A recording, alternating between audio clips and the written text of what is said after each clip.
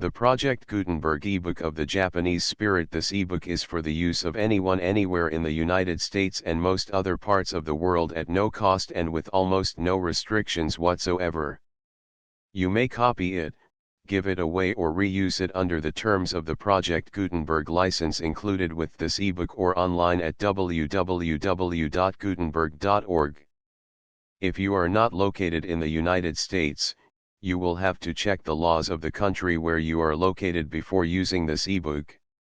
Title: The Japanese Spirit. Author: Yoshisaburo Okakura. Author of Introduction, etc., George Meredith. Release date: November 16, 2010. Ebook number 34341. Most recently updated, March 18, 2024. Language: English. Credits: produced by Mark D. Hoog. Start of the Project Gutenberg ebook. The Japanese Spirit. Preface. Introduction. The Japanese Spirit. The Japanese Spirit by Okakura Yoshisaburo with an introduction by George Meredith. New York: James Pott & Co. 1905. To my brother Bellerio. Sir, if I have made a fault in ignorance, instruct my youth, I shall be willing, if not able, to learn. Age and experience will adorn my mind with larger knowledge, and if I have done a wilful fault, think me not past all hope for once. Phil Astor, Act 2 SCI. Preface. The following pages owe their existence to Mr. Martin White, whose keen interest in comparative sociology led to the opening of special courses for its investigation in the University of London. My thanks are due to Mr. P. J. Hartig, Academic Registrar of the University, as well as to Dr. and Mrs. E. R. Edwards, who inspired me with the courage to take the present task on my inexperienced shoulders. But above all I render the expression of my deepest obligation to Professor Walter Ripman. Had it not been for his friendly interest and help, I would not have been able thus to come before an English public. For the peculiarities of thought and language, which, if nothing else, might at least make the booklet worthy of a perusal, I naturally assume the full responsibility myself. With these prefatory words, I venture to submit this essay to the lenient reception of my readers.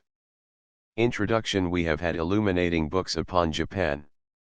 Those of Lafcadio Hearn will always be remembered for the poetry he brought in them to bear upon the poetic aspects of the country and the people. Buddhism had a fascination for him, as it had for Mr. Fielding in his remarkable book on the practice of this religion in Burma. 1. There is also the work of Captain Brinkley, to which we are largely indebted. These lectures by a son of the land, delivered at the University of London, are compendious and explicit in a degree that enables us to form a summary of much that has been otherwise partially obscure, so that we get nearer to the secret of this singular race than we have had the chance of doing before. He traces the course of Confucianism, Laoism, Shintoism, in the instruction it has given to his countrymen for the practice of virtue, as to which Lao Tzu informs us with a piece of Chinese metaphysics that can be had without having recourse to the dictionary: superior virtue is non-virtue. Therefore it has virtue. Inferior virtue never loses sight of virtue. Therefore it has no virtue. Superior virtue is non-assertive and without pretension. Inferior virtue asserts and makes pretensions. It is childishly subtle and easy to be understood of a young people in whose minds Buddhism and Shintoism formed a part. The Japanese have had the advantage of possessing a native nobility who were true nobles, not invaders and subjugators. They were, in the highest sense, men of honor to whom, before the time of this dreadful war, harakiri was an imperative resource, under the smallest suspicion of disgrace.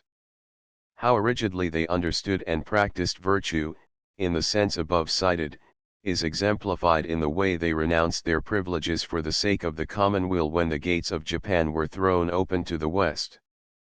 Bushido, or the way of the samurai, has become almost an English word, so greatly has it impressed us with the principle of renunciation on behalf of the country's welfare. This splendid conception of duty has been displayed again and again at Port Arthur and on the fields of Manchuria, not only by the samurai, but by a glorious commonalty imbued with the spirit of their chiefs. All this is shown clearly by Professor Okakura in this valuable book. It proves to general comprehension that such a people must be unconquerable even if temporarily defeated, and that is not the present prospect of things.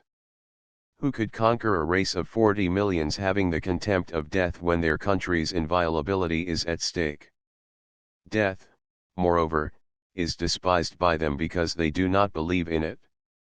The departed, although invisible, are thought to be leading their ethereal life in the same world in much the same state as that to which they had been accustomed while on earth.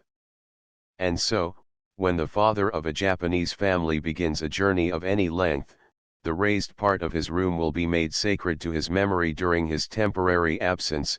His family will gather in front of it and think of him, expressing their devotion and love in words and gifts in kind. In the hundreds of thousands of families that have some one or other of their members fighting for the nation in this dreadful war, there will not be even one solitary house where the mother, wife, or sister is not practicing this simple rite of endearment for the beloved and absent member of the family. Spartans in the fight, Stoics in their grief. Concerning the foolish talk of the yellow peril, a studious perusal of this book will show it to be fatuous. It is at least unlikely in an extreme degree that such a people, reckless of life though they be in front of danger, but Epicurean in their wholesome love of pleasure and pursuit of beauty, will be inflated to insanity by the success of their arms. Those writers who have seen something malignant and inimical behind their gracious politeness, have been mere visitors on the fringe of the land, alarmed by their skill in manufacturing weapons and explosives, for they are inventive as well as imitative, a people not to be trifled with, but this was because their instinct as well as their emissaries warned them of a pressing need for the means of war. Japan and China have had experience of Western nations, and that is at the conscience of suspicious minds. It may be foreseen that when the end has come, the Kaiser, always honorably eager for the influence of his people, will draw a glove over the historic mailed fist and offer it to them frankly. It will surely be accepted, and that of France, we may hope, Russia as well. England is her ally to remain so, we trust. America is her friend. She has, in fact, won the admiration of friend and foe alike. George Meredith. The Japanese Spirit. Since the end of the 13th century, when Marco Polo, on his return to Venice, wrote about Cipango, an island, as he stated, 1,500 miles off the coast of China, fabulously rich, and inhabited by people of agreeable manners, many a Western pen has been wielded to tell all kinds of tales concerning the land of the rising sun.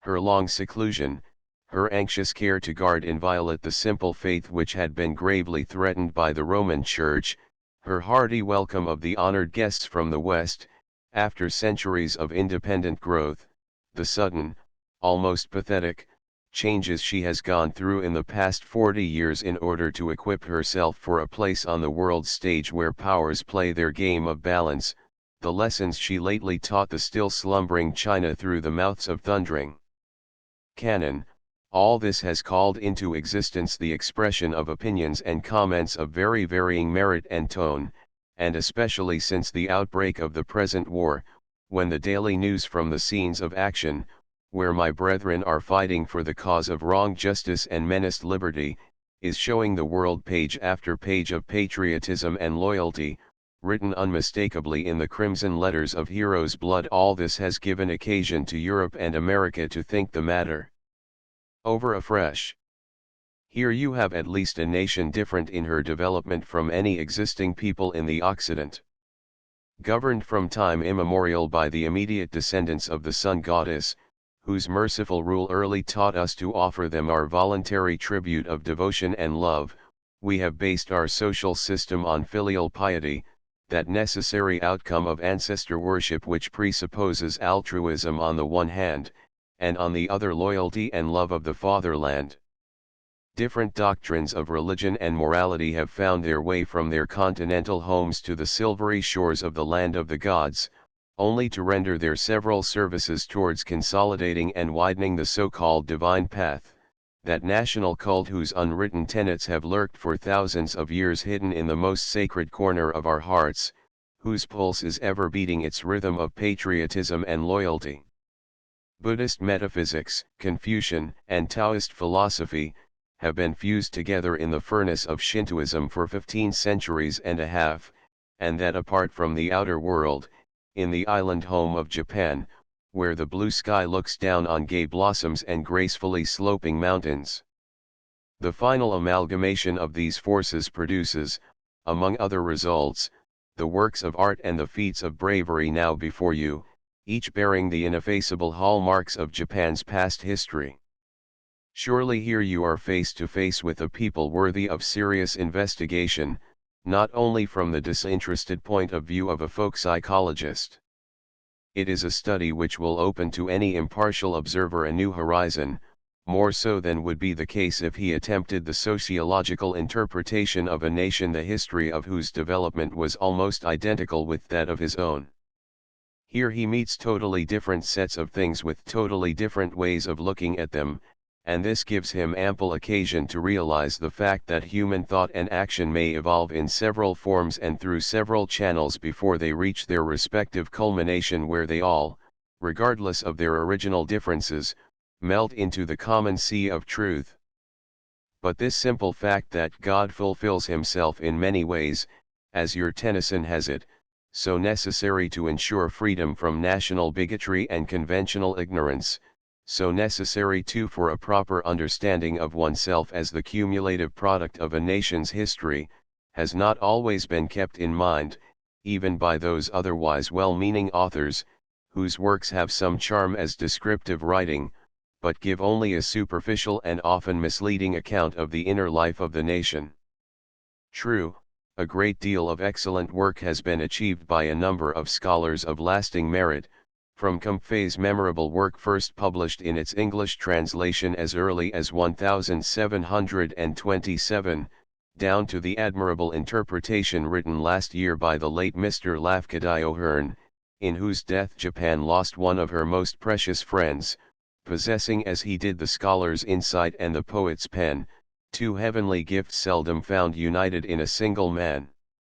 It is mainly through the remarkable labor of two learned bodies, the Asiatic Society of Japan, and the Deutsche Gesellschaft für Natur und Völkerkunde Ostasiens, both with their headquarters in Tokyo, in whose indefatigable researches the Japan Society in this city has ably joined since 1892, that most valuable data have been constantly brought to light, furnishing for future students sure basis for wider generalizations. But owing to the numerous hindrances, some of which look almost insurmountable to the Western investigator, a fair synthetic interpretation of Japan as a nation, explaining all the important forces that underlie the psychic and physical phenomena, still remains to be written. The most formidable of the difficulties which meet a European or American student at the very threshold of his researches is the totally different construction of Japanese society, a difficulty which makes it impossible to understand properly any set of the phenomena belonging to it apart from the others which surround them. One could as well cut a single mesh from a net without prejudice to the neighboring ones. The proper understanding of things Japanese therefore presupposes freedom from your conventional philosophy of life, and the power of viewing things through other people's eyes. Besides this obstacle, there are many others, for example, that of the language. Like most other nations in the East, we have been accustomed, up to this very day, to use a written language, divided within itself into several styles, which is considerably different from the vernacular. To make this state of things still more complicated, Chinese characters are profusely resorted to in the native writings, and are used not only as so many ideographs for words of Chinese origin, but also to represent native words. To make confusion worse confounded, they are not infrequently used as pure phonetic symbols without any further meaning attaching to them.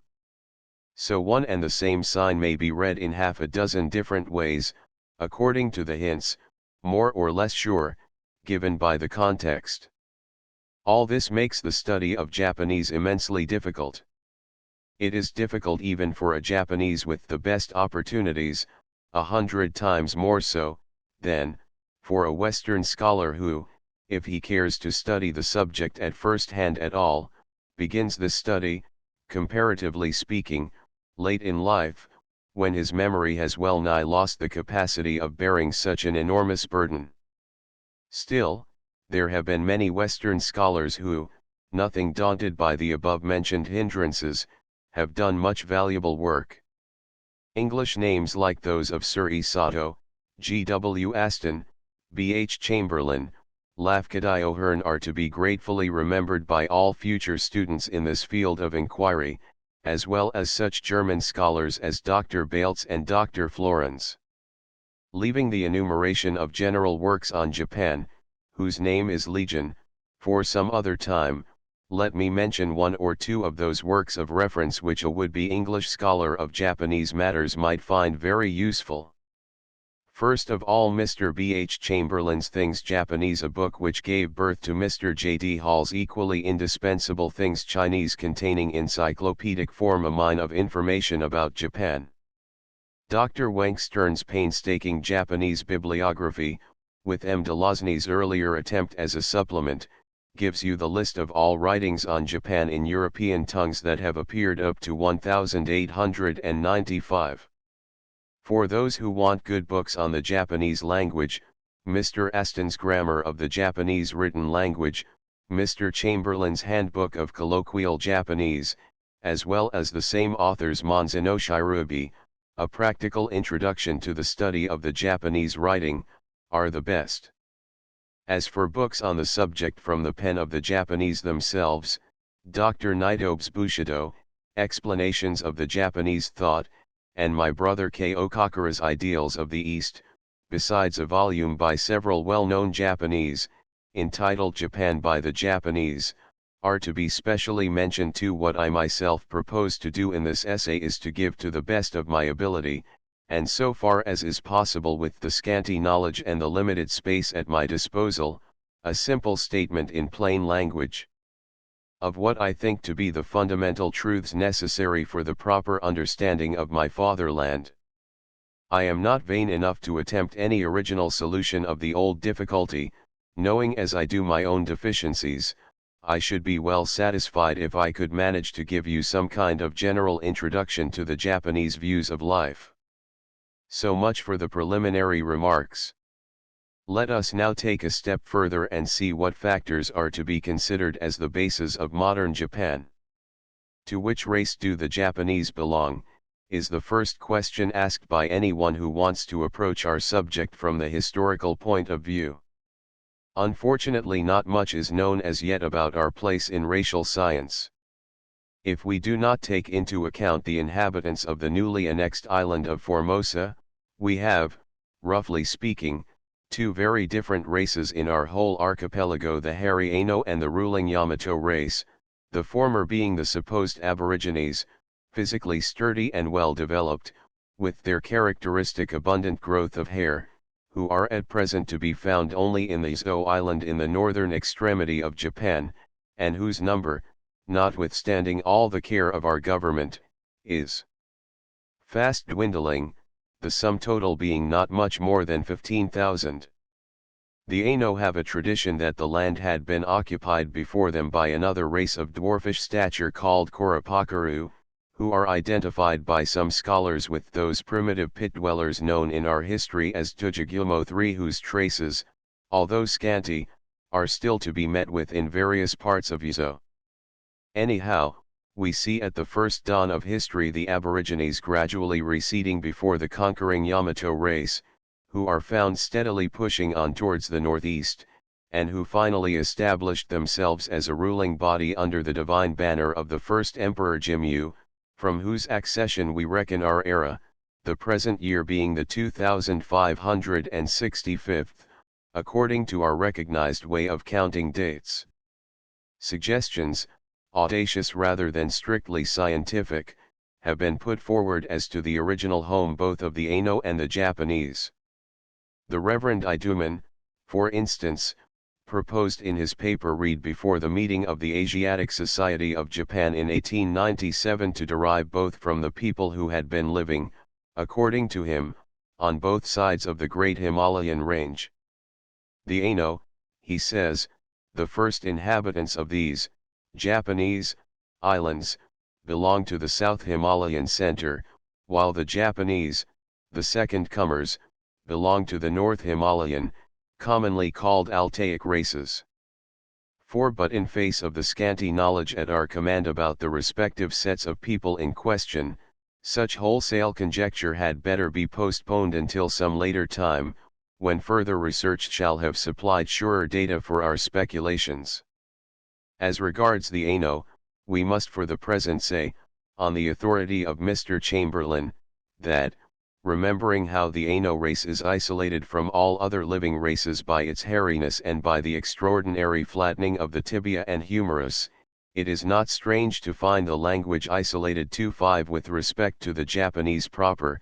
The only thing known about their racial affinity is the theory proposed by the German scholar Dr. Baltz, as the result of his elaborate measurements both of living specimens and skeletons. 6. He considers the Yamato race to belong to the Mongolian stock of the Asiatic continent, from where they proceeded to Japan by way of the Korean peninsula.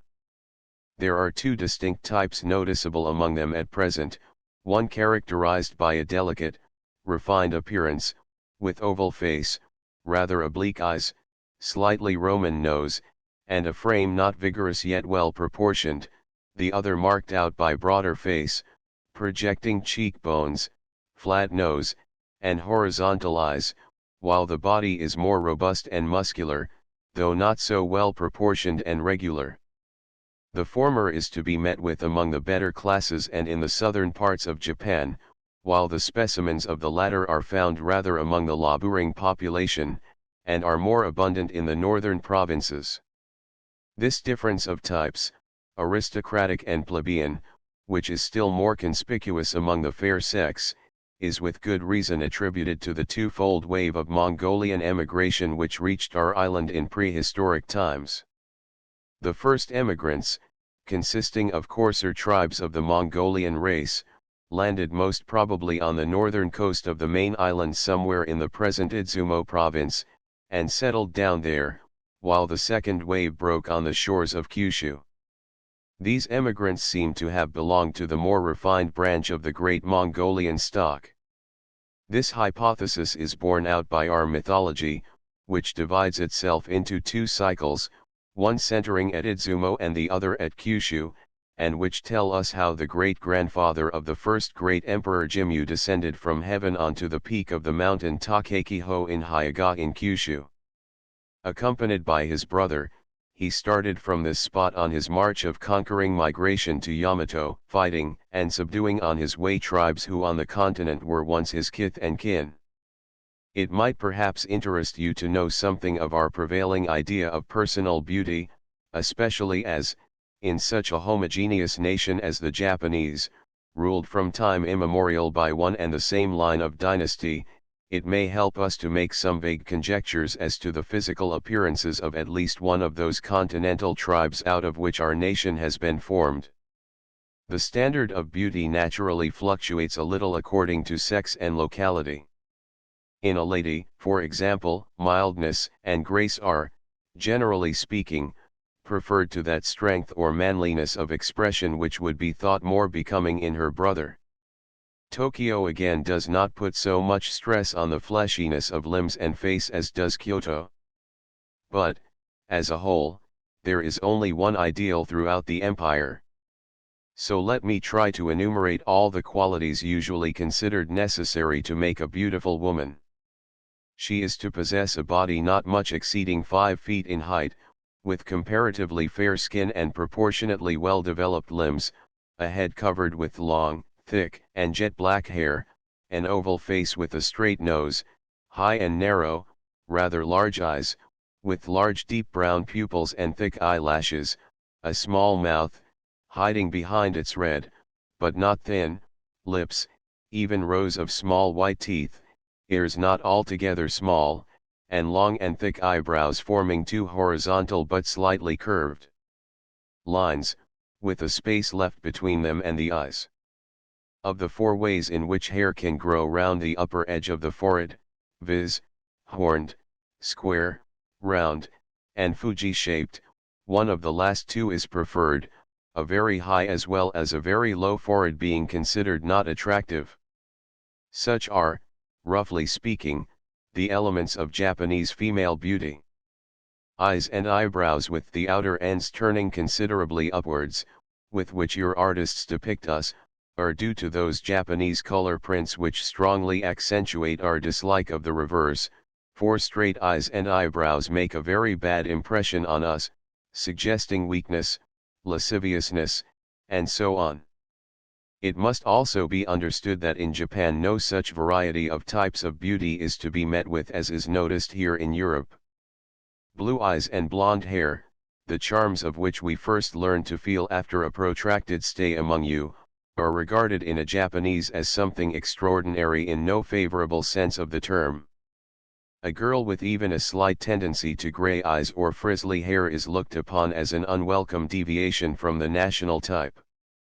If we now consider our mythology, with a view to tracing the continental home of the Yamato race, we find, to our disappointment, that our present knowledge is too scanty to allow us to arrive at a conclusion.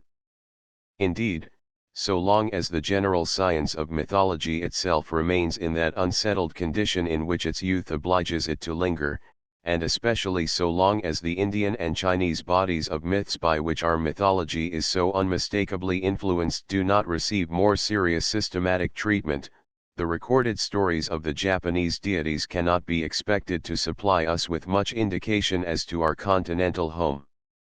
One thing is certain about them, that they were not free from influences exerted by the different myths prevalent among the Chinese and the Indians at the time when they were written down in our earliest history, the Kojiki, or records of ancient matter, completed in AD 712. There is an excellent English translation of the book, with an admirable introduction and notes, by Mr. B. H. Chamberlain.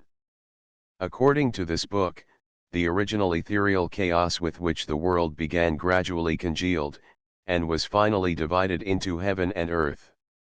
The male and female principles now at work gave birth to several deities, until a pair of deities named Izanagi and Izanami, or the male who invites and the female who invites, were produced. They married, and produced first of all the islands of Japan big and small, and then different deities, until the birth of the fire god cost the Divine Mother her life. She subsequently retired to the land of darkness or Hades, where her sorrowful consort descended, Orpheus-like, in quest of his spouse. He failed to bring her back to the outer world, for, like the Greek musician, he broke his promise not to look at her in her more profound retirement.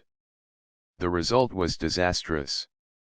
Izanagi barely escaped from his now furious wife, and on coming back to daylight he washed himself in a stream, in order to purify himself from the hideous sights and the pollution of the nether world. This custom of lustration is, by the way, kept up to this day in the symbolic sprinkling of salt over persons returning from a funeral, salt representing pure water, as our name for it, the flower of the waves, well indicates. Our love of cleanliness and of bathing might be also recognized in this early custom. Impurity, whether mental or corporal, has always been regarded as a great evil, and even as a sin. Now one of the most important results of the purification of the god Izanagi was the birth of three important deities through the washing of his eyes and nose. The moon god and the sun goddess emerged from his washing his right and left eyes, while Susanoo, their youngest brother, owed his existence to the washing of his nose, three illustrious children to whom the Divine Father trusted the dominion of night, day, and the seas. The last mentioned deity, whose name would mean in English Prince Impetuous, lost his father's favor by his obstinate longing to see Izanami, the Divine Mother, in Hades, and was expelled from the father's presence. He eventually went up to heaven to pay a visit to his sister, the sun goddess, whom he gravely offended by his monstrous outrages on her person, and who was consequently so angry that she shut herself up in a rocky chamber, thus causing darkness in the world outside. In accordance with the deliberate plans worked out by an assembly of a myriad gods, she was at last allured from her cavern by the sounds of wild merriment caused by the burlesque dancing of a female deity, and day reigned once more. The now repenting offender was driven down from heaven, and he wandered about the earth. It was during this wandering that Inadzumo he, like Perseus, rescued a beautiful young maid from an 8-headed serpent. He won her hand and lived very happily with her ever after. In the meantime the state of things in the high plane of heaven ripened to the point that the sun goddess began to think of sending her august child to govern the luxuriant reed plain land of fresh rice ears, that is to say, Japan. Messages were previously sent to pacify the land for the reception of the divine ruler. This took much time, during which a grandson was born to the sun goddess, and in the end it was this grandson who was designated to come down to earth instead of his father. On his departure a formal command to descend and rule the land now placed under his care was accompanied by the present of a mirror, a sword, and a string of crescent-shaped jewels.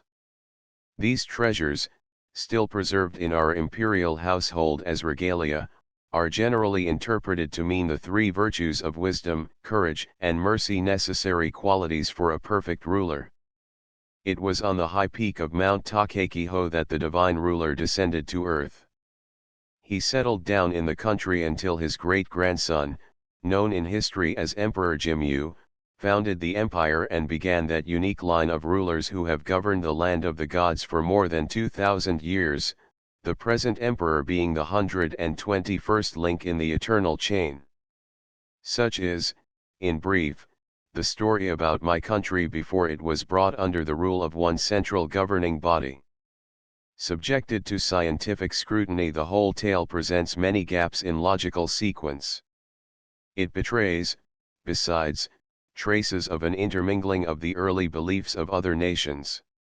Still, it must be said that the divine origin of our emperors has invested their throne with the double halo of temporal and of spiritual power from the earliest days of their ascendancy, and the people, themselves the descendants of those patriarchs who served under the banners of Emperor Jimmu, or else of those who early learned to bow themselves down before the divine conqueror, have looked up to this throne with an ever-growing reverence and pride. In primitive Japan, as in every other primitive human society, ancestor worship was the first form of belief. Each family had its own departed spirits of forefathers to whom was dedicated a daily homage of simple words and offerings in kind. The guardian ghosts demanded of their living descendants that they should be good and brave in their own way. As these families of the same race and language gathered themselves around the strongest of them all, imbued with a firm belief in its divine origin, they contributed in their turn their own myths to the imperial ones, thus eventually forming and consolidating a national cult, and it was but natural that the people's heart should come in course of time to re-echo in harmony with the keynote struck by the one through whom the gods breathe eternal life. The whole nation is bound by that sacred tie of common belief and common thought. Here lies the great gap that separates, for example, the Chinese cult of fatalism from our path of gods as a moral force. The Chinese have believed from the earliest times in one supreme God whom they called the Divine Presider, Shangti, or the August Heaven, Wang Tian or simply Tian, who, according to their notion, carefully selects a fit person from among swarming mankind to be the temporary ruler of his fellow countrymen, but only for so long as it pleases the god to let him occupy the throne. At the expiration of a certain period, the heavenly mission, Tian Ming, is transferred through bloodshed and national disaster to another mortal, who exercises the earthly rule until he or his descendants incur the disfavor of the heaven above. To this day the Chinese word for revolution means the renovation of missions, Kuiming. This fatalistic idea, which is but a natural outcome of the almost too democratic nature of the people of the Celestial Empire and of the frequent changes of dynasties it has had to go through, is almost unknown in our island home in its gravest aspects. More than that, ever since its introduction into Japan, this idea, along with the Indian doctrine of pitiless fate, has gradually taught us to offer a more resigned and determined service to our respective superiors who culminate in the divine person of the emperor himself. This is well illustrated by the fact that no attempt at the formal occupation of the throne has ever been made, even on the part of those powerful shoguns who were the real rulers of our country. They knew full well how dangerous and fatal for themselves it would be to tamper with that hinge on which the nation's religious life turns. Only once in our long history is there an example of an unsuccessful attempt, and it is the highest treason a Japanese subject can think of, when a Buddhist monk named Dokyo, encouraged by the undue devotion of the ruling empress, tried to ascend the throne by means of the recognition of the higher temporal rank of the Buddhist priesthood over the imperial ministry of the native cult. This imminent danger was averted by the bold and resolute patriotism of a Shinto priest, Wake no Kiyomuro, who, in Luther-like defiance of all peril and personal risks, declared fearlessly, in the very presence of the haughty and menacing head of the Buddhist Church, the divine will, Japan is to know no emperor except in the person of the divine descendants of the Sun Goddess. Turning now to the question of language, we must confess that the linguistic affinities of Japanese are as little cleared up as the other problems we have been considering. The only thing we know about the Japanese language amounts to this: it belongs, morphologically speaking, to the so-called agglutinative languages, example those which express their grammatical functions by the addition of etymologically independent elements, prefixes and suffixes to the unchangeable roots or base forms. Genealogically, to follow the classification expounded by Friedrich Müller in his Grundrister Sprachwissenschaft, who based his system on Haeckel's division of the human race by the nature and particularly the section of the hair, Japanese is one of the languages or groups of languages spoken by the Mongolian race. But this characterization of our tongue does not help us much. One could as well point to the East at large to show where Japan lies. Notwithstanding the general uncertainty as regards the exact position of our language, this much is sure, that Japanese has, in spite of the immense number of loanwords of Chinese origin, no fundamental connection with the monosyllabic language of China, whose different syntactical nature and want of common roots baffles the attempts on the part of some speculative Europeans to connect it with our own tongue. At the same time, it is well known among competent scholars that Japanese, with its most distant dialect Lichuan, bears great kinship to the Korean, Manchurian, and Mongolian languages. It shares with them, besides the dislike of commencing a word with a trilled sound or with a sonant, almost the same rules for the arrangement of the component elements of a sentence. According to the Japanese syntax, the following rules can, for instance, be applied to Korean without alteration. 1. All the qualifying words and phrases are put before those they qualify. Attributive adjectives and adverbs, and their equivalents, are placed before nouns and verbs they modify. 2. The grammatical subject stands at the beginning of the sentence. 3. Predicative elements are at the end of a sentence. 4. Direct and indirect objects follow the subject. 5. Subordinate sentences precede the principal ones. One thing worthy of notice is the fact that, notwithstanding the most convincing structural similarity that exists between these affiliated languages, they contain, comparatively speaking, few words in common, even among the numerals and personal pronouns, which have played such an important part in Indo-European philology. We must still wait a long time before a better knowledge of linguistic affinity reveals such decisive links of connection as will enable us to trace our Japanese home on the continent. Let us now consider what were the effects of the continental civilization on the mental development of the Japanese within their insular home. Before entering into details about the various continental doctrines implanted in our country from China and India, it may be well to tell you something of the mental attitude of the Japanese in facing a new form of culture, in many senses far superior to their own. Nothing definite can perhaps be said about it, but when we grope along the main chord of historical phenomena we think we find that the Japanese as a whole are not a people with much aptitude for deep metaphysical ways of thinking. They are not of the caliber from which you expect a Kant or a Schopenhauer. Warlike by nature more than anything else, they have been known from the very beginning to have had the soldier-like simplicity and the easy contentment of men of action, qualities which the practical nature of Confucian ethics had ample chance to develop.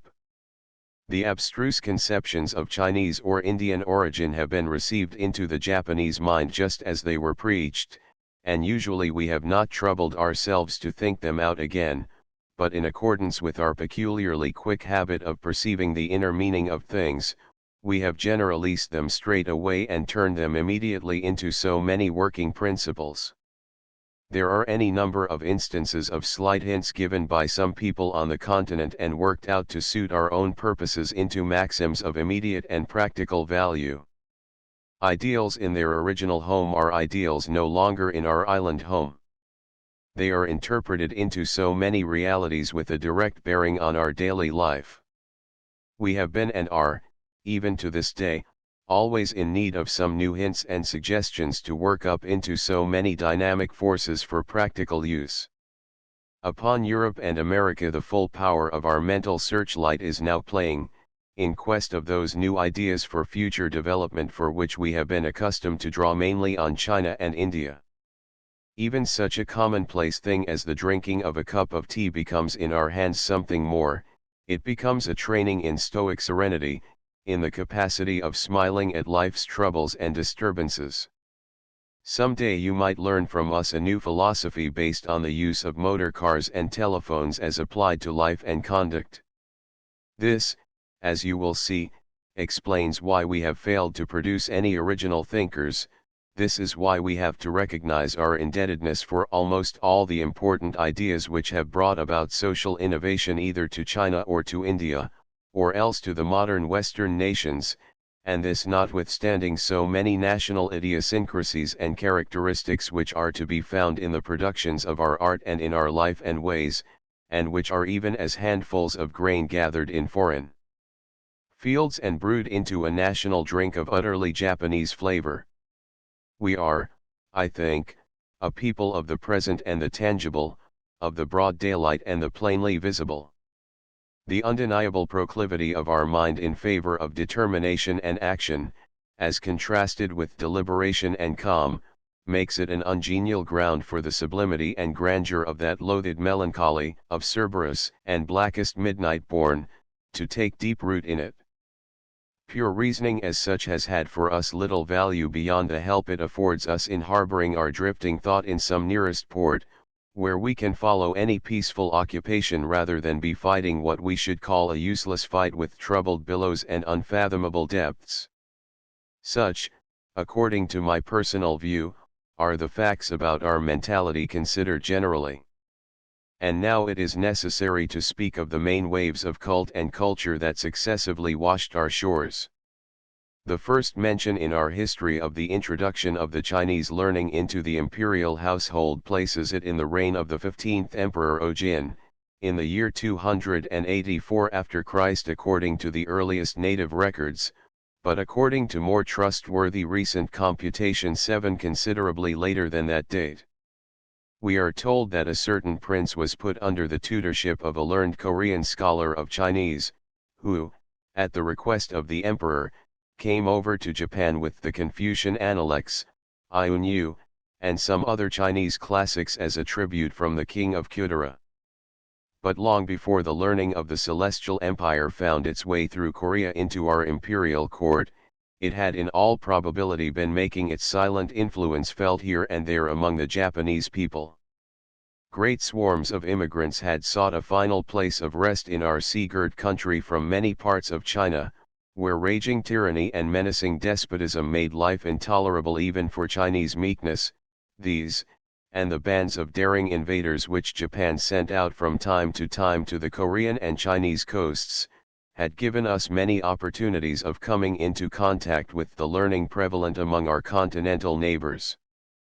In this manner Chinese literature, with its groundwork of Confucian ethics, surrounded by the strange lore derived from Taoism, and perhaps also from Hindu sources, had been gradually but surely attracting the ever-increasing attention of our warlike forefathers, who were to become in course of time its devoted admirers. Now, Confucianism pure and simple, as taught by the sage Kung Fu Tsze, 551 to 478 BC, from whom the doctrine derived its name, was, notwithstanding the contention of the famous English sinologue Dr. Legge, nothing more and nothing less than an aggregate of ethical ideas considered in their application to the conduct and duties of our everyday life.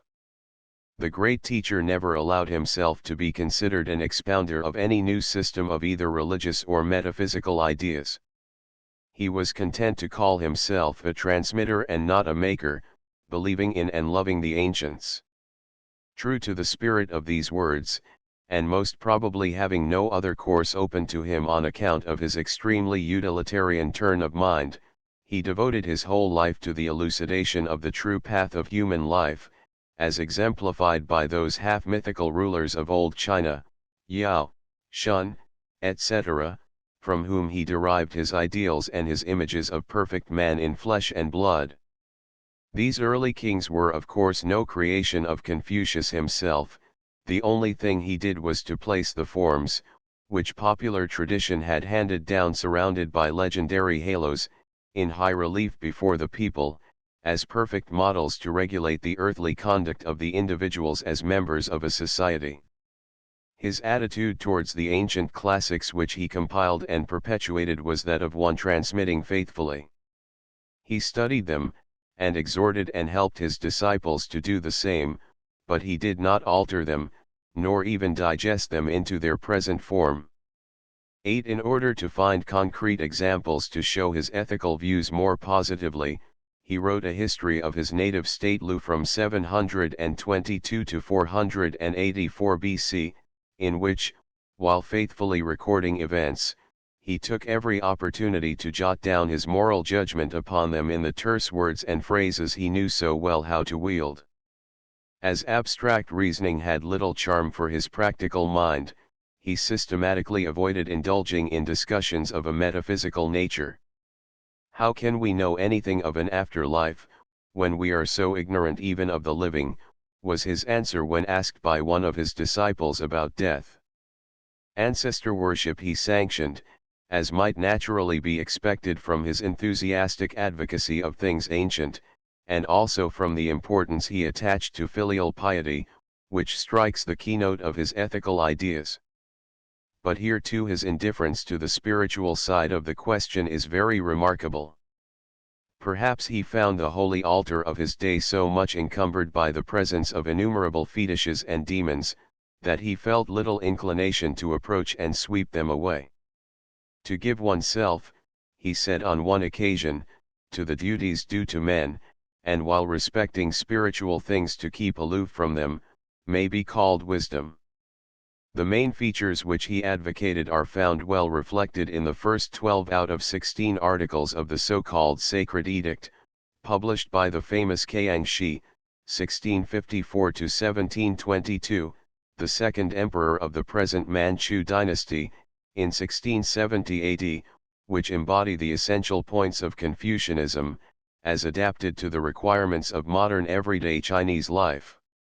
1. Esteem most highly filial piety and brotherly submission, in order to give due prominence to the social relations. 2. Behave with generosity to the branches of your kindred, in order to illustrate harmony and benignity. 3. Cultivate peace and concord in your neighborhood, in order to prevent quarrels and litigation. 4. Recognize the importance of husbandry and the culture of the mulberry tree, in order to ensure sufficiency of food and clothing. 5. Show that you prize moderation and economy, in order to prevent the lavish waste of your means. 6. Make much of the colleges and seminaries, in order to make correct the practice of the scholars. 7. Discountenance and banish strange doctrines, in order to exalt correct doctrines. 8. Describe and explain the laws, in order to warn the ignorant and obstinate. 9. Exhibit clearly propriety and gentle courtesy, in order to improve manners and customs. 10. Labor diligently at your proper callings, in order to give well-defined aims to the people. 11. Instruct sons and younger brothers, in order to prevent them doing what is wrong.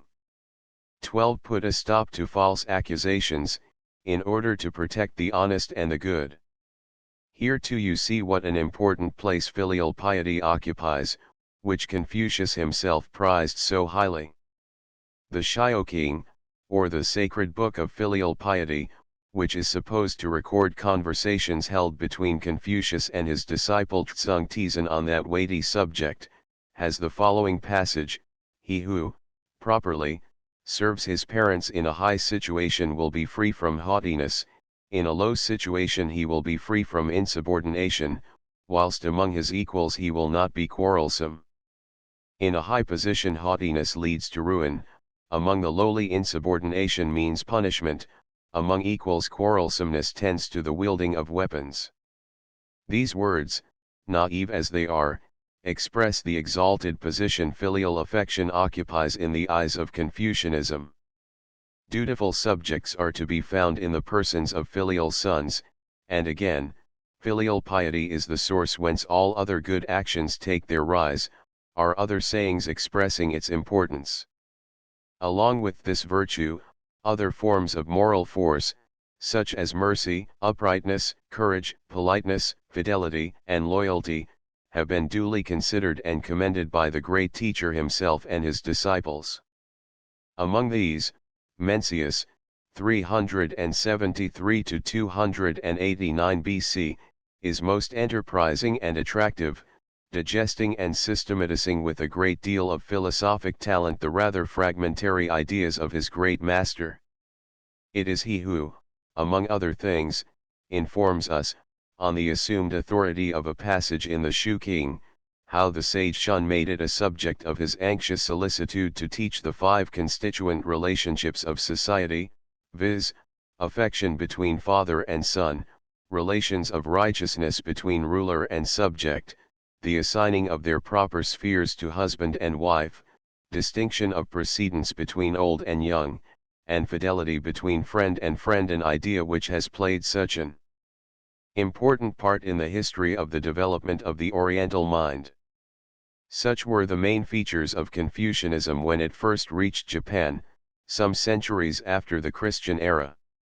But it was not until some time after the introduction of Buddhism from Korea during the reign of the Emperor Kimai, in 552 AD, that Confucianism and Chinese learning began to take firm root and make their influence felt among us.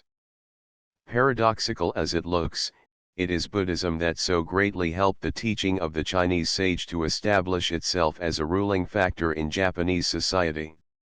This curious state of things came about in this way. The Gospel of Shakyamuni has, ever since its introduction into our country, been made accessible only through the Chinese translation, which demanded a considerable knowledge of the written language of the Middle Kingdom. The keen and far-reaching spiritual interest aroused by Buddhism gave a fresh and vigorous impulse to the study of Chinese literature, already increasingly cultivated for some centuries. Now, the knowledge of Chinese in its written form has, until quite recently, always been imparted by a painful perusal of the Chinese classics and Chinese books deeply imbued with Confucianism. It was only after a considerable amount of knowledge of this difficult language had been obtained in this unnatural way, that one came in contact with the works of authors not strictly orthodox. This way of teaching Chinese through Confucian texts, which we adopted from China's faithful agent, Korea, necessarily led from the very beginning to an intimate acquaintance with the main aspects of the Confucian morals in our upper classes, among whom alone the study was at first pursued with any seriousness.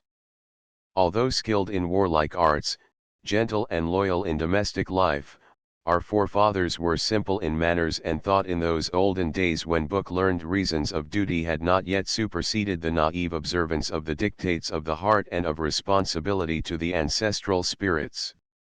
They possessed no letters of their own, and consequently no literature, except in unwritten songs and legendary lore sung from mouth to mouth, telling of the gods and men who formed the glorious past of the Yamato race. So it is not difficult to imagine the dazzling effect which the Chinese learning, with its richness and its pedantry, with its elaborate system of civil government and its philosophy, produced upon our untrained eyes.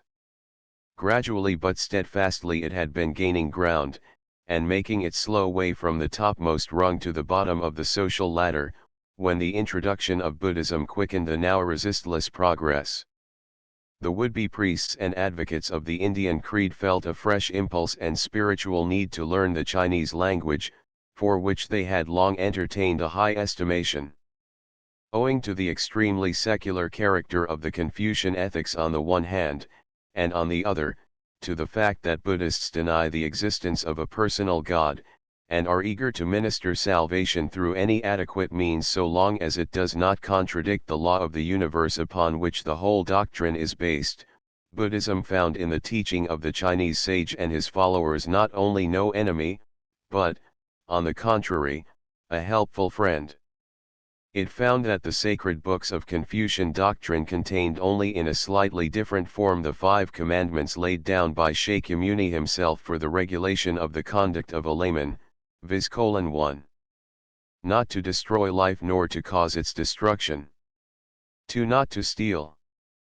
3. Not to commit adultery. 4. Not to tell lies. 5. Not to indulge in intoxicating drinks, or the Buddhist warning against the 10 sins, 3 of the body taking life, theft, adultery, 4 of speech lying, slander, abuse, and vain conversation, 3 of the mind covetousness, malice, and scepticism.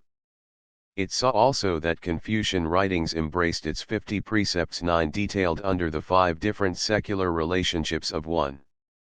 Parents and children. 2. Pupils and teachers.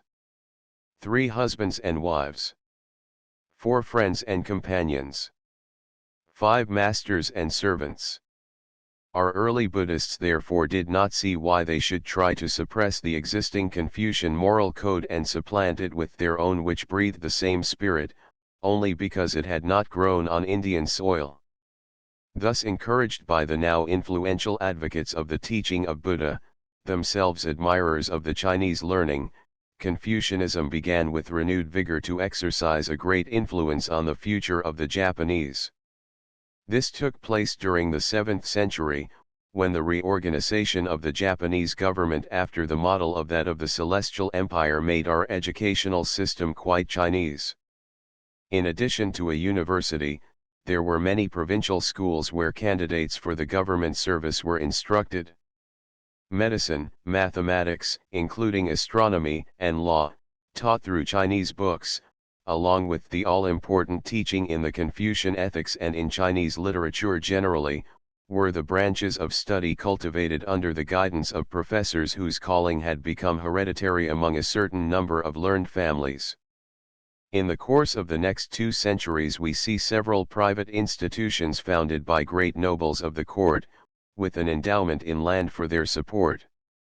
The native system of writing, which had gradually emerged out of the phonetic use of Chinese ideographs, made it possible for Japanese thought, hitherto expressed only in an ungenial foreign garb, to appear in purely Japanese attire. Thus we find the dawn of Japanese civilization appearing at the beginning of the 10th century after Christ. The air was replete with the Buddhist thought of afterlife and the Confucian ideas of broad-day morality. The sonorous reading of the Book of Filial Piety was heard all over the country, echoing with the loud recital of the Myoho-renge-kyo, or Sadharma Pundarika Sutra. During the dark and dreary Middle Ages which followed this golden period, and which were brought about by the degeneration of the ruling nobles and by the gradually rising power of the military class, Chinese learning fled to the protecting hands of Buddhist priests, and in its quiet refuge within the monastery walls it continued to breathe its humble existence, until it found at the beginning of the 16th century a powerful patron in the great founder of the Tokugawa shogunate. The education of the common people, too, seems to have been kept up by the monks, a fact still preserved in the word terakoya, church seminary, a term used, until 40 years ago, to express the tiny private schools for children. It must be remembered that the education thus given was always of an exclusively secular character, basing itself on the Confucian morals. Before passing on to the consideration of Laoism, let me say something about the so-called orthodox form of the teaching of Confucius, which is one of the latest developments of that doctrine. Orthodox Confucianism, as represented by the famous Chinese philosopher and commentator of the Confucian canon, Chu Shi, 1130–1200, found its admirer in a Japanese scholar, Fujiwara no Seigwei, 1560–1619, who in his youth had joined the priesthood, which however he afterwards renounced. He gave lectures on the Chinese classics at Kyoto. He was held in great esteem by Tokugawa Ieyasu, the founder of the Tokugawa line of shoguns, who embraced the Chinese system of ethics as preached by Chu Shi. During the 250 years of the Tokugawa rule, this system, under the hereditary direction of the descendants of Hayashi Reizan, 1583–1657, one of the most distinguished disciples of Seigwei, was recognized as the established doctrine. According to the somewhat hazy ideas of Chu Shi's philosophy, which I ask your permission to sketch here on account of the high public esteem in which we have held them for the last 3 centuries, the ultimate basis of the universe is infinity, or taiki, which, though containing within itself all the germs of all forms of existence and excellence, is utterly void of form or sensible qualities. It consists of 2 qualities, li and qi, which may be roughly rendered into force element and matter element. These are self-existences, are present in all things, and are found in their formation. The force element, or li, we are told, is the perfection of heavenly virtue. It is in inanimate things as well as in man and other animate beings, and pervades all space. The matter element, or qi, is endowed with the male and the female principles, or positive and negative polarities, as we might call them. It is, moreover, characterized by the 5 constituent qualities of wood, fire, earth, metal, and water. Hence its other name, wuxian, or 5 qualities. Things and animals, except human beings, get only portions of the force element, but man receives it in full, and this becomes in his person sing, or real human nature. He has thus within him the perfect mirror of the heavenly virtue and complete power of understanding. There is no difference in this respect between a sage and an ordinary man. To both the force element is uniformly given. But the matter element, from which is derived his form and material existence, and which constitutes the basis of his mental disposition, is different in quality in different men.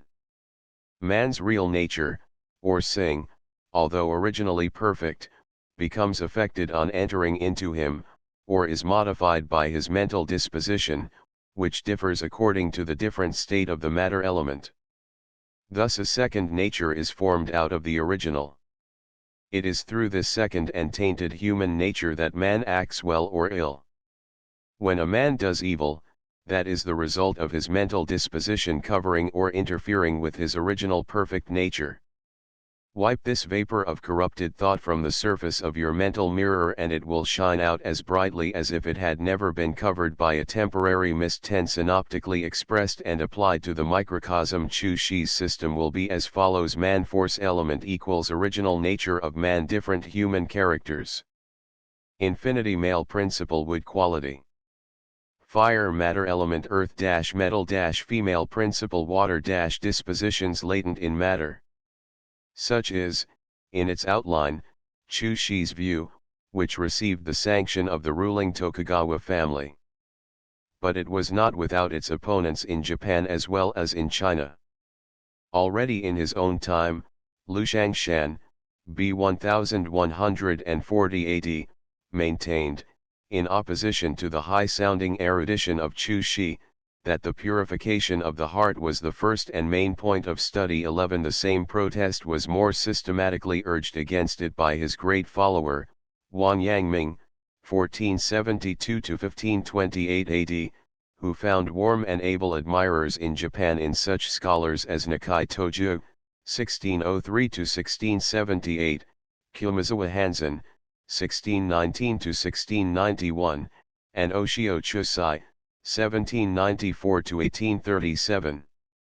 Among other great opponents of the orthodox philosophy, such names as Ito Jinsai, 1625–1706, and his son Togai, 1670–1736, Kaibara Ekin, 1630–1714, Ajayo Sare, 1666–1728, are to be mentioned. These scholars, getting their fundamental ideas from other Chinese thinkers, and eager to remain faithful to the true spirit of Confucianism itself, pointed out many inconsistencies in Chu Shi's theory, and were of the opinion that more real good was to be achieved in proceeding straight to action under the guidance of conscience, which was heaven and all, than in indulging in idle talk about the subtlety of human nature. The philosophy of Chu Shi, although he calls himself the true exponent of Confucianism, is not at all Confucian. It is greatly indebted to Buddhism and Taoism, or better, Laoism, that is to say, to the philosophy originated by Lao Tzu, b. 604 BC, one of the greatest thinkers that China has ever produced.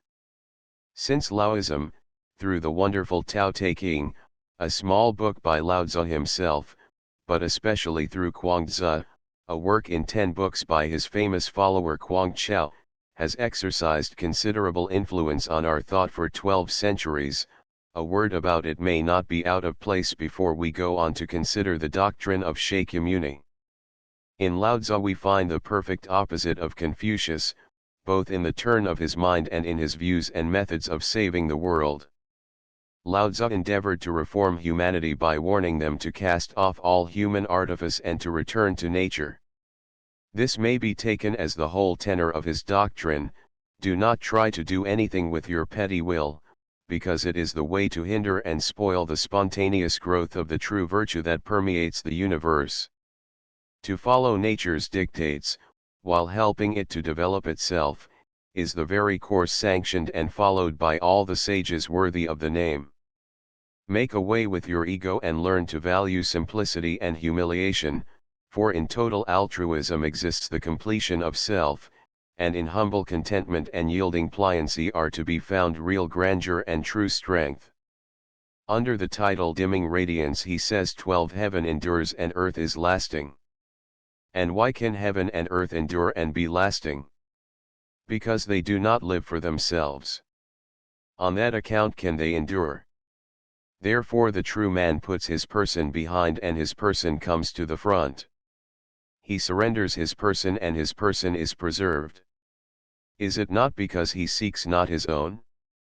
For that reason he accomplishes his own. Again we hear him discoursing on virtue. Superior virtue is non-virtue. Therefore it has virtue. Inferior virtue never loses sight of virtue. Therefore it has no virtue. Superior virtue is non-assertive and without pretension. Inferior virtue asserts and makes pretensions. He talks about returning to simplicity, quit the so-called saintliness, leave the so-called wisdom alone, and the people's gain will be increased by 100-fold. Abandon the so-called mercy, put away the so-called righteousness, and the people will return to filial devotion and paternal love.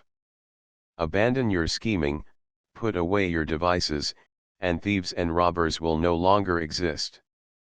Such is the general purport of the doctrine expounded by Lao Tzu.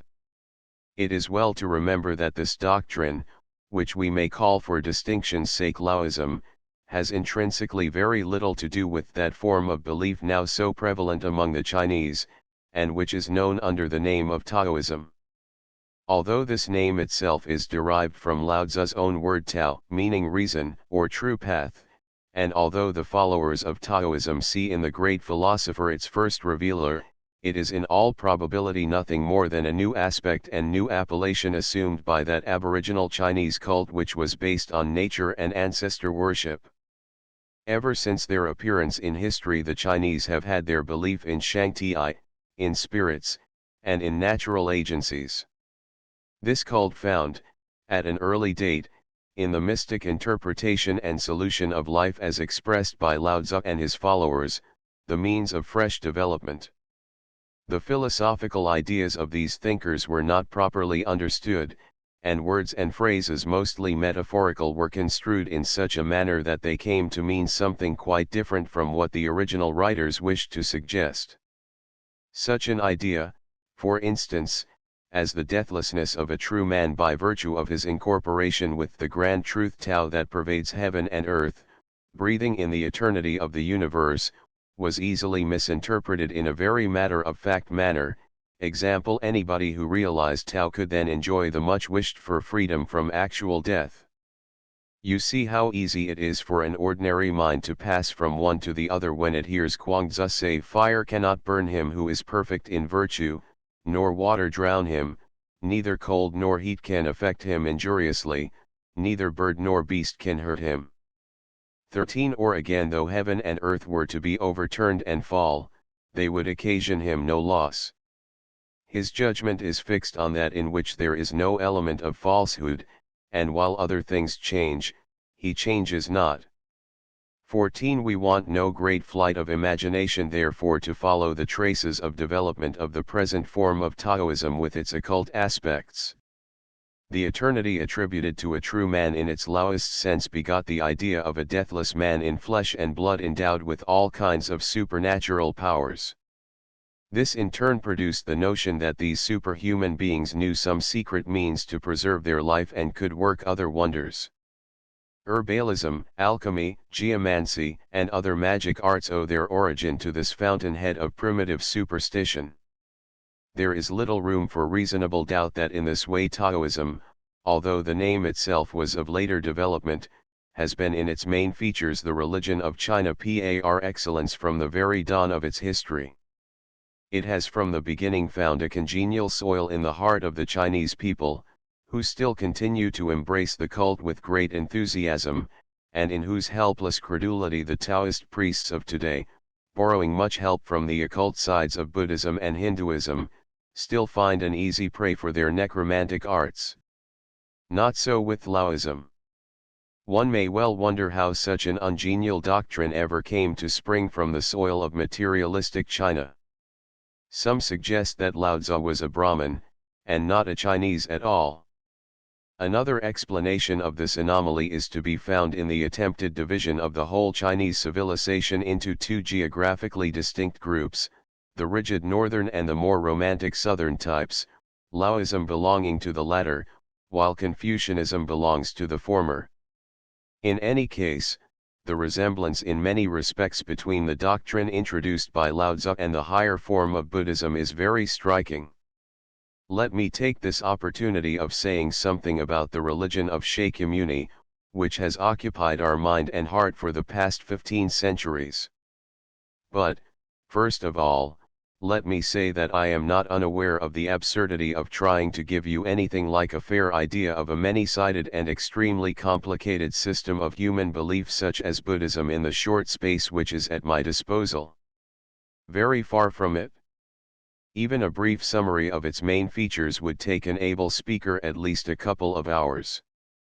So I humbly confine myself to giving you some hints on the belief, about which most of you, I presume, have already had occasion to hear something, the religion which took its origin among the people who claim their descent from the same Aryan stock to which you yourselves belong. Those who would care to read about it will find an excellent supply of knowledge in two little books called Buddhism and Buddhism in China, written respectively by Dr. Rhys Davids and the late Reverend S. Beale, not to mention the late Sir Monier Williams' standard work. A perusal of the Reverend A. Lloyd's paper read before the Asiatic Society of Japan in 1894, entitled Developments of Japanese Buddhism, is very desirable. There are also 2 chapters devoted to this doctrine in Lafcadio-Han's last work, Japan. This enumeration might almost exempt me from making any attempt to describe it myself. Buddhism has, to begin with, 2 distinct forms, philosophical and popular, which may practically be taken as 2 different religions. Philosophical Buddhism, or at least the truest form of it, is a system based upon the recognition of the utter impermanency of the phenomenal world in all its forms and states. It believes in no God or gods whatever as a personal motive power. The only thing eternal is matter, or essence of matter, with the karma, or law of cause and effect, dwelling incorporated in it. Through the never-ceasing working of this law innumerable forms of existence develop, which, notwithstanding the appearance of stability they temporarily assume, are, in consequence of the action and reaction of the very law to which they owe their existence, constantly subject to everlasting changes. Constancy is nowhere to be found in this universe of phenomena.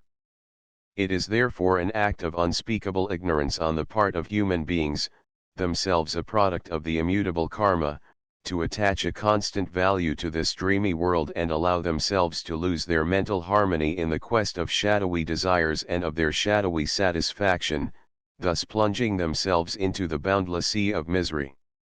True salvation is to be sought in the complete negation of egoism and in the unconditional absorption of ourselves in the fundamental law of the universe. Shakyamuni was no more than one of a series of teachers whose mission it is to show us how to get rid of our fatal ignorance of this grand truth, an ignorance which is at the root of all the discontent and misery of our selfish existence. Very different from this is the aspect assumed by the popular form of Buddhism. This is a system built up on the blind worship of personified psychic phenomena, originally meant merely as convenient symbols for their better contemplation, and in the transformation of the human teachers of truth into so many personal gods. This is the reason why Buddhism, so essentially atheistic, has come to be regarded by the ordinary Christian mind as polytheism, or as a degraded form of idolatry. Now, in all the many sects of Buddhism which have been planted in the soil of Japan since the middle of the 7th century, some of which soon withered, while others took deep root and grew new branches, these 2 phases have always been recognized and utilized in their proper sphere as means of salvation. For the populace there was the lower Buddhism, while the more elevated classes found satisfaction in the higher form and in an explanation of that true path which lies hidden beneath the complicated symbolic system. Of the sects which have exercised great influence on Japanese mentality, the following are specially to be mentioned: the Tendai, the Shinjin, the Zen, the Hok, and the Jodo, with its offspring the Ikko sect. Each of these chose its own means of reaching enlightenment from among those indicated by Shakyamuni, but did not on that account entirely reject the means of salvation preferred by the others. Some give long lists of categories and antitheses, and seek to define the truth with a more than Aristotelian precision of detail, while others think it advisable to realize it by dint of faith alone. But among these means of salvation the practice advocated by the Zen sect is worthy of special consideration in this place, as it has exercised great influence in the formation of the Japanese spirit. Zen means abstraction, standing for the Sanskrit dhyana. It is one of the 6 means of arriving at nirvana, namely, 1. Charity, 2. Morality, 3. Patience, 4. Energy, 5. Contemplation, and 6. Wisdom. This practice, which dates from a time anterior to Shakya himself, consists of an abstract contemplation, intended to destroy all attachment to existence in thought and wish.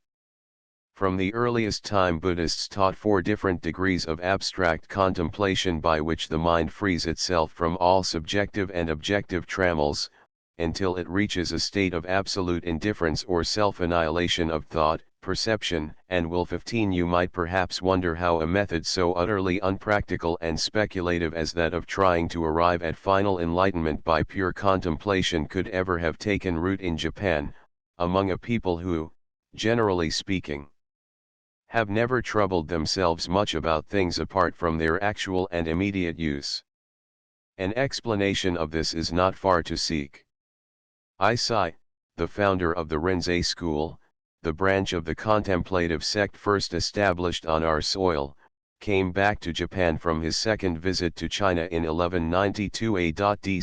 This was the time when the short-lived rule of the Minamoto clan, 1186 to 1219, was nearing the end of its real supremacy.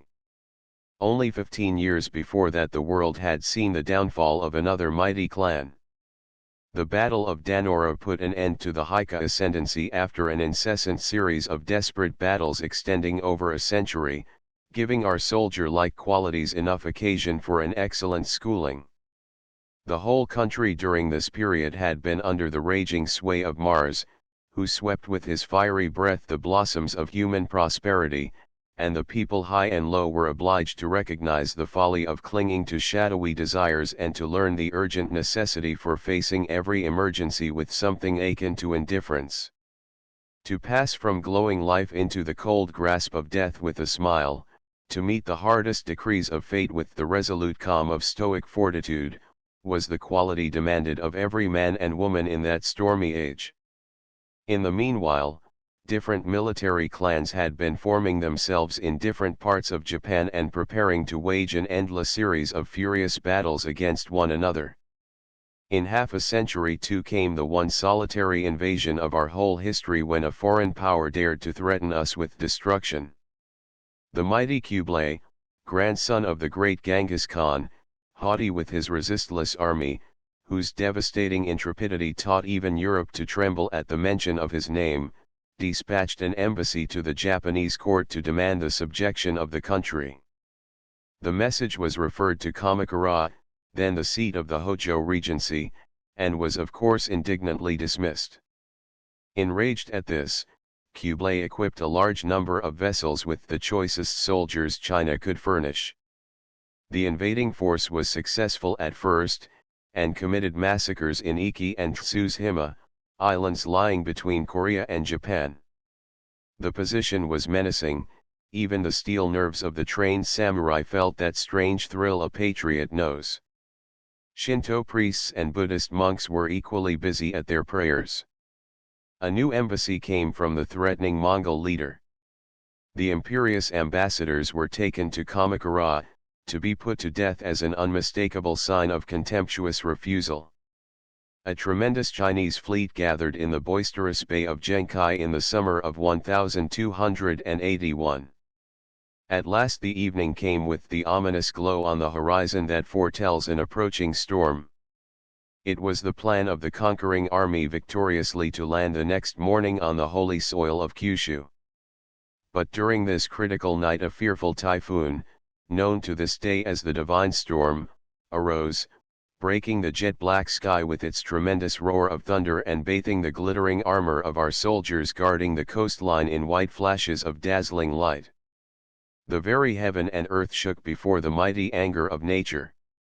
The result was that the dawn of the next morning saw the whole fleet of the proud UN, that had darkened the water for miles, swept completely away into the bottomless sea of Genkai, to the great relief of the horror-stricken populace, and to the unspeakable disappointment of our determined soldiers. Out of the 100,000 warriors who manned the invading ships, only 3 are recorded to have survived the destruction to tell the dismal tale to their crestfallen great Khan. Then after a short interval of a score of peaceful years, Japan was plunged again into another series of internal disturbances, from which she can hardly be said to have emerged until the beginning of the 17th century, when order and rest were brought back by the able hand of Tokugawa Ieyasu.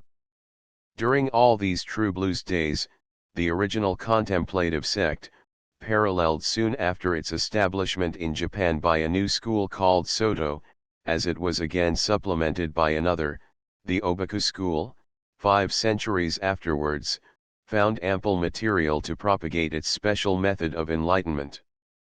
This sect, which drew its patrons from the ruling classes of Japan, was unanimously looked up to as best calculated to impart the secret power of perfect self-control and indestructible peace of mind. It must be remembered that the ultimate riddance in the Buddhist sense, the entrance into cold nirvana, was not what our practical mind wanted to realize.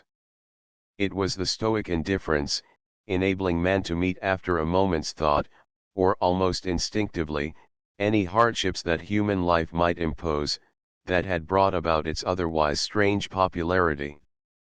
Another charm it offered to the people of the illiterate Middle Ages, when they had to attend to other things than a leisurely pursuit of literature, was its systematic neglect of book learning. Truth was to be directly read from heart to heart. The intervention of words and writing was regarded as a hindrance to its true understanding. A rudimentary symbolism expressed by gestures was all that a Zen priest really relied upon for the communication of the doctrine.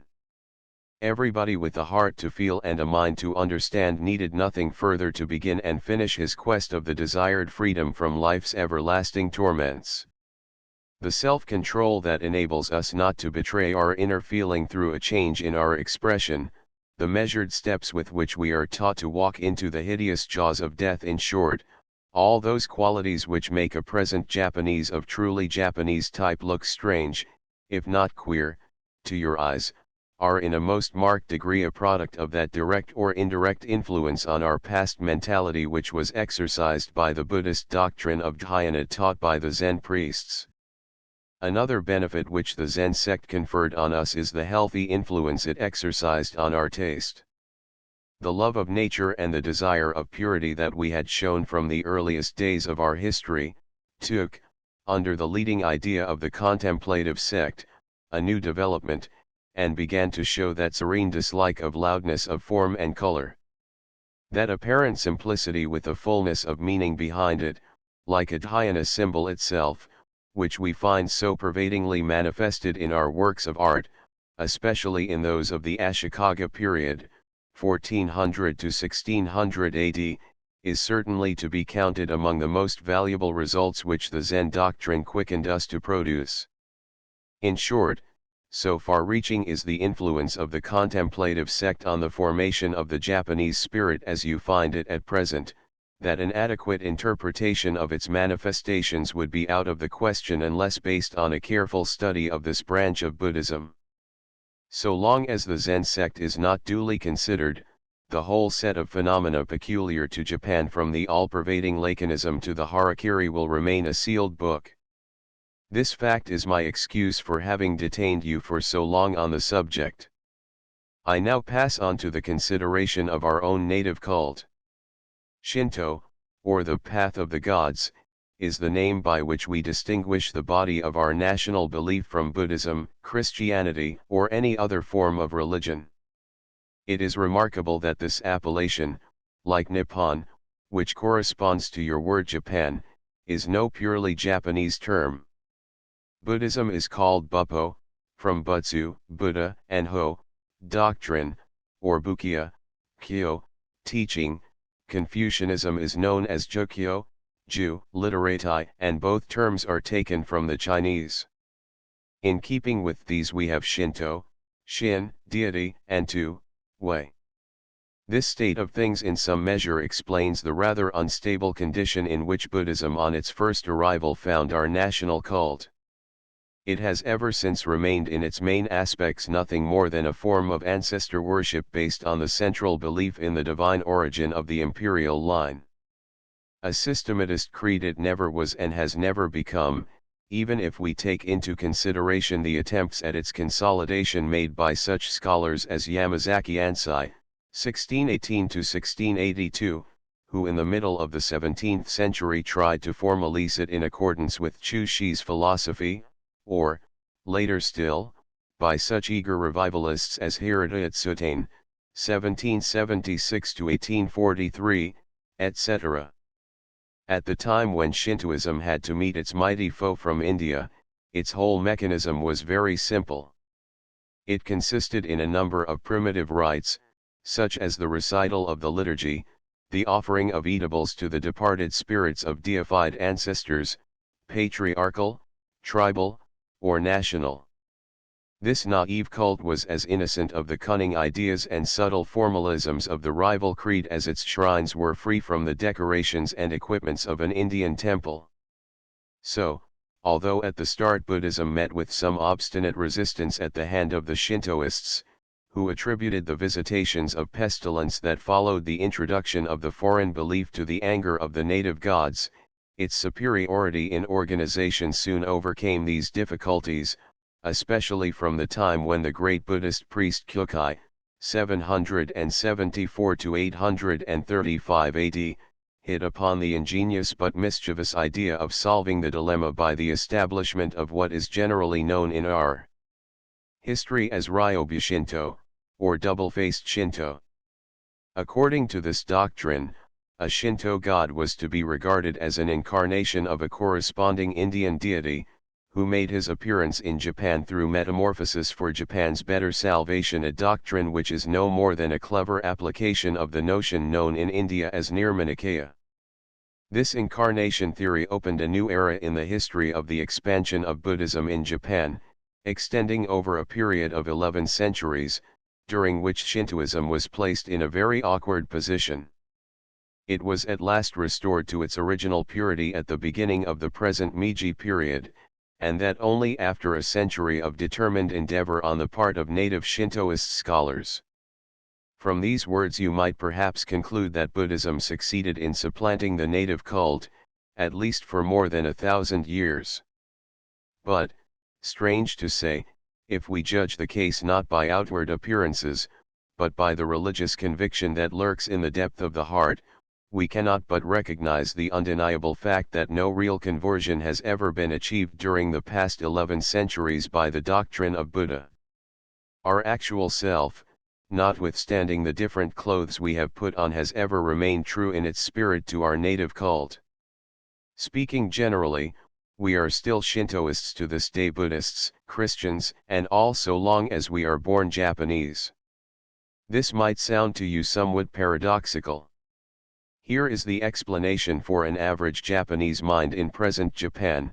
Thanks to the ancestor worship practiced consciously or unconsciously from time immemorial, it is not altogether easy to imagine the spirit of the deceased, if it believes in one at all, to be something different and distant from our actual living self.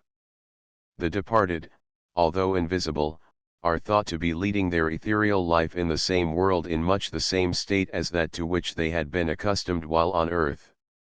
Like the little child so touchingly described by Wordsworth, we cannot see why we should not count the so-called dead still among the existing. The difference between the two is that of tangibility or visibility, but nothing more.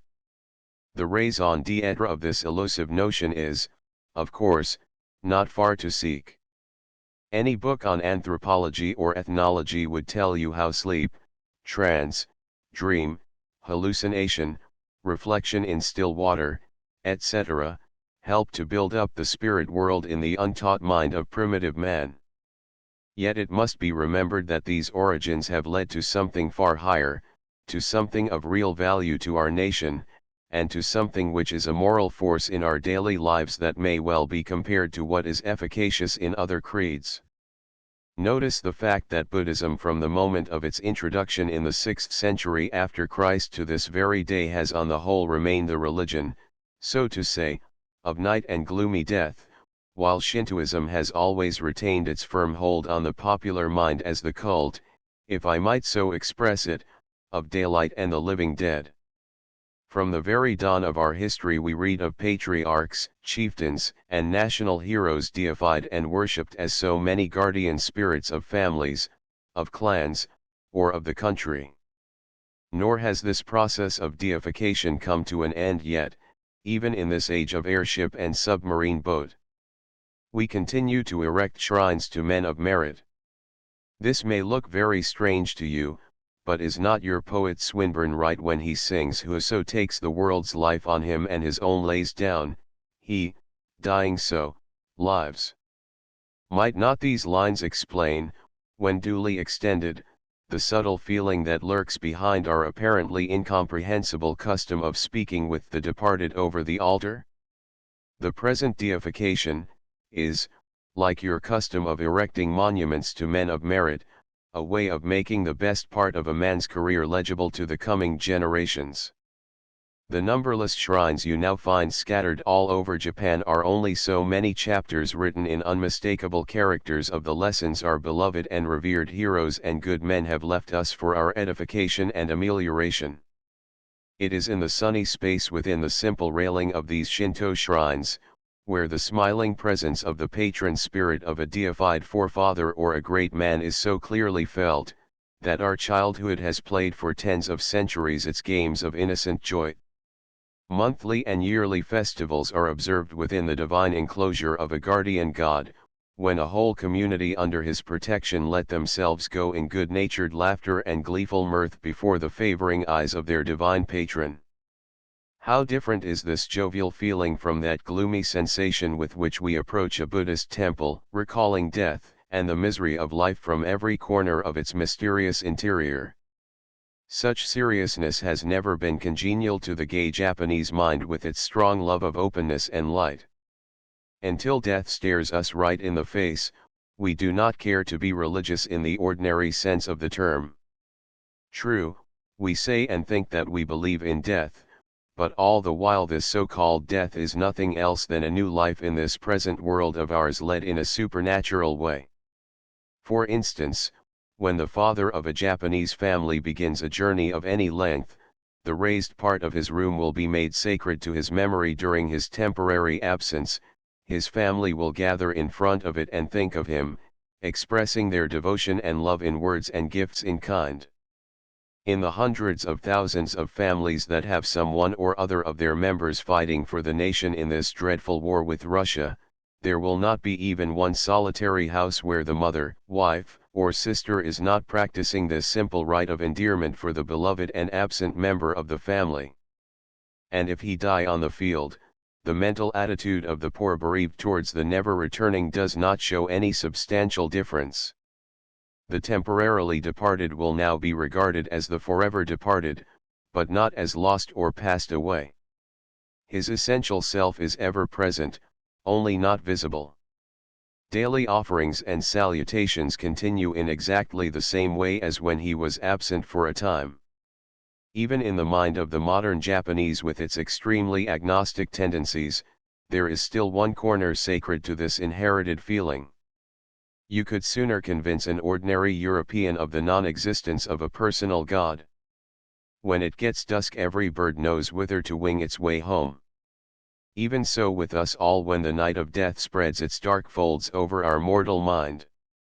But ask a modern Japanese of ordinary education in the broad daylight of life, if he believes in a God in the Christian sense, or in Buddha as the creator, or in the Shinto deities, or else in any other personal agency or agencies, as originating and presiding over the universe, and you would immediately get an answer in the negative in 99 cases out of 100. Do you ask why?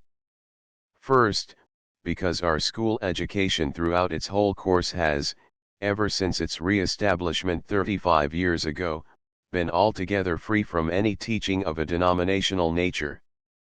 The ethical foundations necessary for the building up of character are imparted through an adequate commentary on the moral sayings and maxims derived mostly from Chinese classics. Secondly, because the little knowledge about natural science which we obtain at school seems to make it impossible to anchor our rational selves on anything other than an impersonal law. Thirdly, because we do not see any convincing reason why morals should be based on the teaching of a special denomination, in face of the fact that we can be upright and brave without the help of a creed with a god or deities at its other end.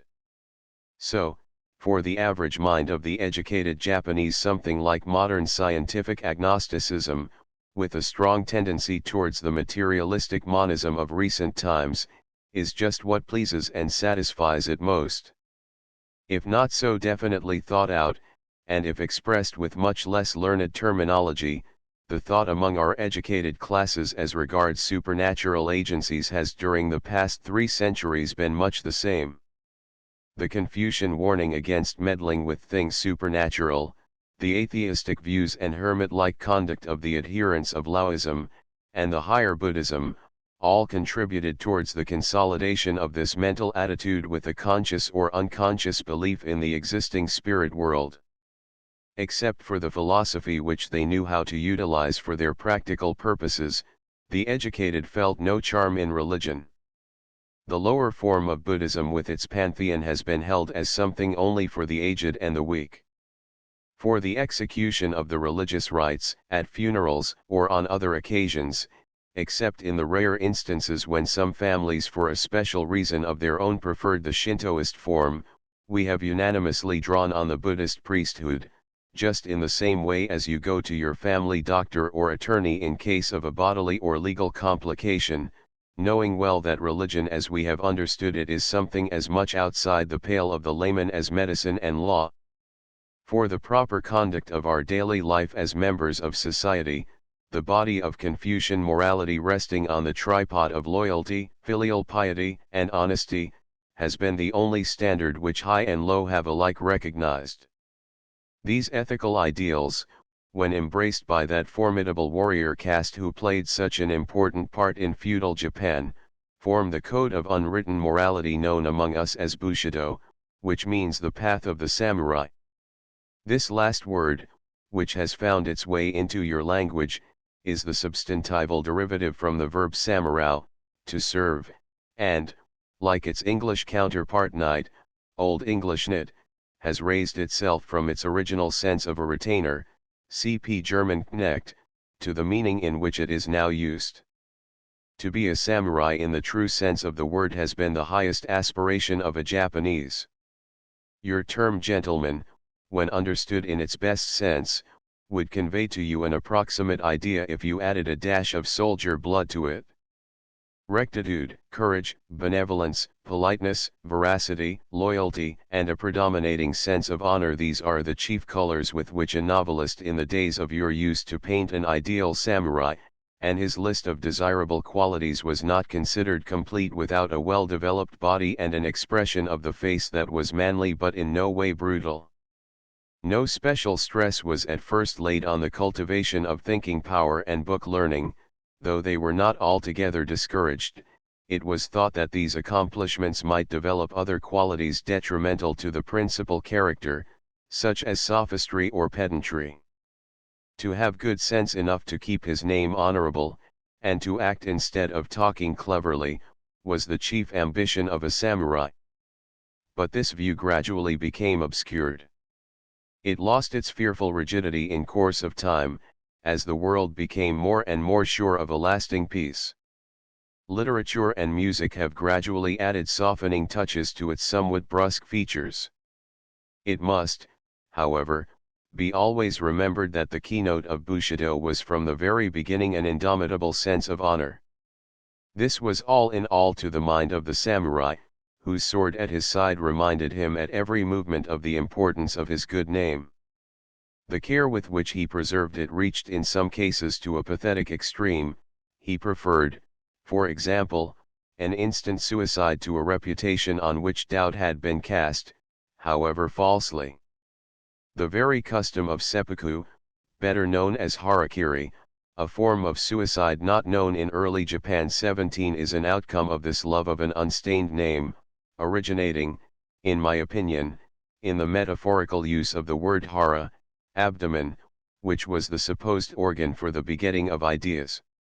In consequence of this curious localization of the thinking faculty, the word hara came to denote at the same time intention or idea. Therefore, in cutting open, kairu, his abdomen, a person whose motives had come to be suspected meant to show that his inside was free from any trace of ideas not worthy of a samurai. This explanation is, I think, amply sustained by the constant use to this very day of the word hara in the sense of one's ideas. So Bushido, as you will now see, was itself but a manifestation of those same forces already at work in the formation of Japanese thought, like Buddhism, Confucianism, etc. But as it has played a most important part in the development of modern Japan, I thought it more proper to consider it as an independent factor in the history of our civilization. Had it not been for this all-daring spirit of Bushido, Japan would never have been able to make the gigantic progress which she has been achieving in these last 40 years. As soon as our ports were flung open to the reception of Western culture, samurai, now deeply conscious of their new mission, took leave of those stern but faithful friends, their beloved swords, not without much reluctance, even as did Sir Bedivere, in order to take up the more peaceful pen, which they were determined to wield with the same knightly spirit. It is, in short, Bushido that has urged our Japan on for the last 3 centuries, and will continue to urge her on forever, onward to her ideals of the true, the good, and the beautiful. Look to the spot where every Japanese saber and every Japanese bayonet is at present pointing with its icy edge of determined patriotism in the dreary fields of Manchuria, or think of the intrepid heroes on our men of war and our torpedo boats amid blinding snowstorms and the glare of hostile searchlights, and your eyes will invariably end at the magic path of the samurai. Having thus far followed my enumeration of the various factors in the formation of the present thought in Japan, some of you might perhaps be curious to know what Christianity has contributed towards the general stock of modern Japanese mentality. It must surely have exercised a very healthy influence on our minds since its reintroduction at the beginning of the present Meiji period. Some have indeed gone so far as to say that we owe the whole success we have up to now achieved in this remarkable war to the holy inspiration we drew from the teaching of Jesus Christ. I endorse this opinion to its full extent, but only if we are to understand by his teaching that whole body of truth and love which are of the essence of Christianity, and which we used in former days to call by other names, such as Bushido, Confucianism, etc. But if you insist on having it understood in a narrow sectarian sense, with a personal God and rigid formalities as its main features, then I should say that I cannot agree with you, for this Christianity occupies rather an awkward place in our Japanese mind, finding itself somewhere between the national worship of the living dead, and modern agnosticism, or scientific monism. In our earlier fishery for new knowledge in the western seas, fish other than those fit for our table were caught and dressed along with some really nourishing. The result was disastrous, and we gradually came to learn more caution than at first. The Roman Catholics, more enthusiastic than discreet, committed wholesale outrages on our harmless ways of faith in the early days of the 17th century, which did much to leave in bad repute the creed of Jesus Christ.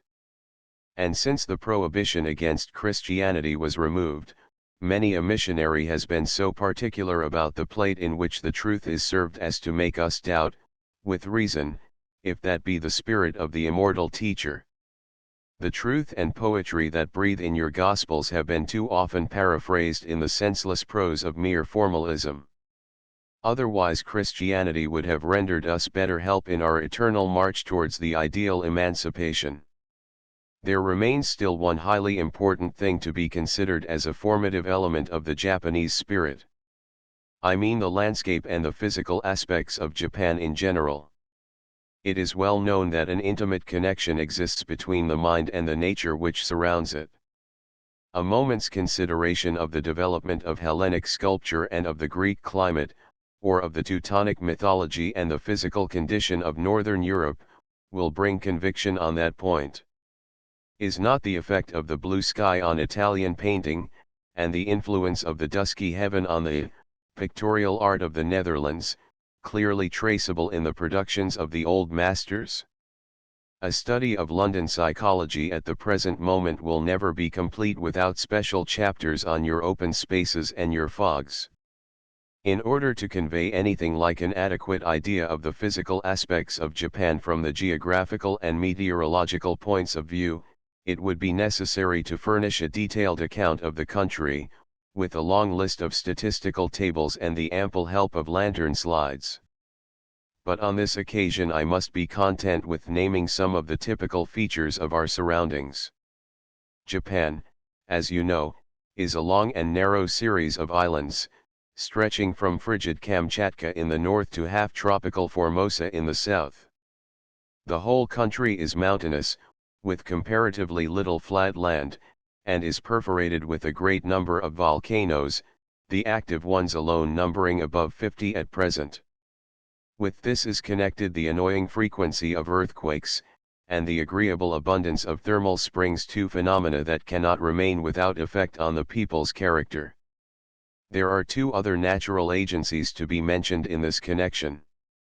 One is the Kuroshio, or black stream, so called on account of the deep black color which the ocean current displays in cloudy weather. This warm ocean river, having a temperature of 27 degrees centigrade in summer, begins its course in the tropical regions near the Philippine Islands, and on reaching the southern isles is divided by them into two unequal parts. The greater portion of it skirts the Japanese islands on their eastern coast, imparting to them that warm and moist atmosphere which is one source of the fertility of the soil and the beauty of the vegetation.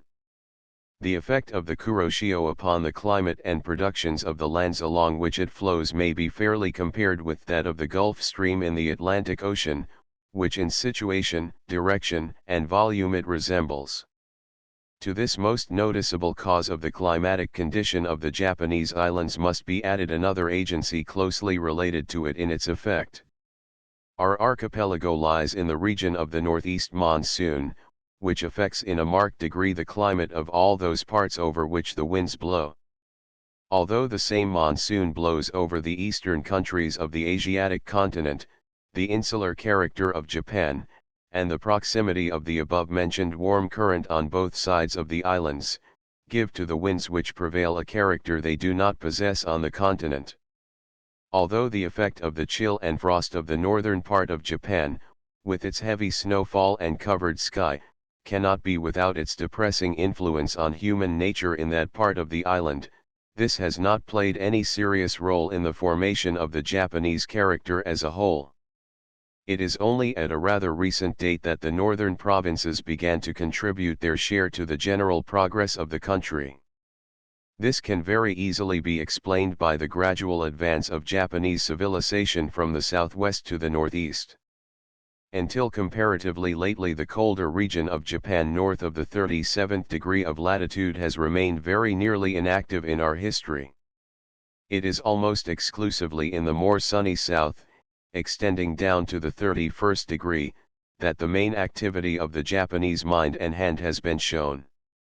And the effect is the sunniness of character and rather hot temperament which we, as a whole, share in a marked degree with the southern Europeans, as contrasted with the somewhat gloomy calm and deliberation noticed both among Oriental and Occidental northerners. Notwithstanding the comparatively high amount of rainfall, the fact remains that as a nation we have spent most of our life under the serene canopy of blue sky characteristic of a volcanic country.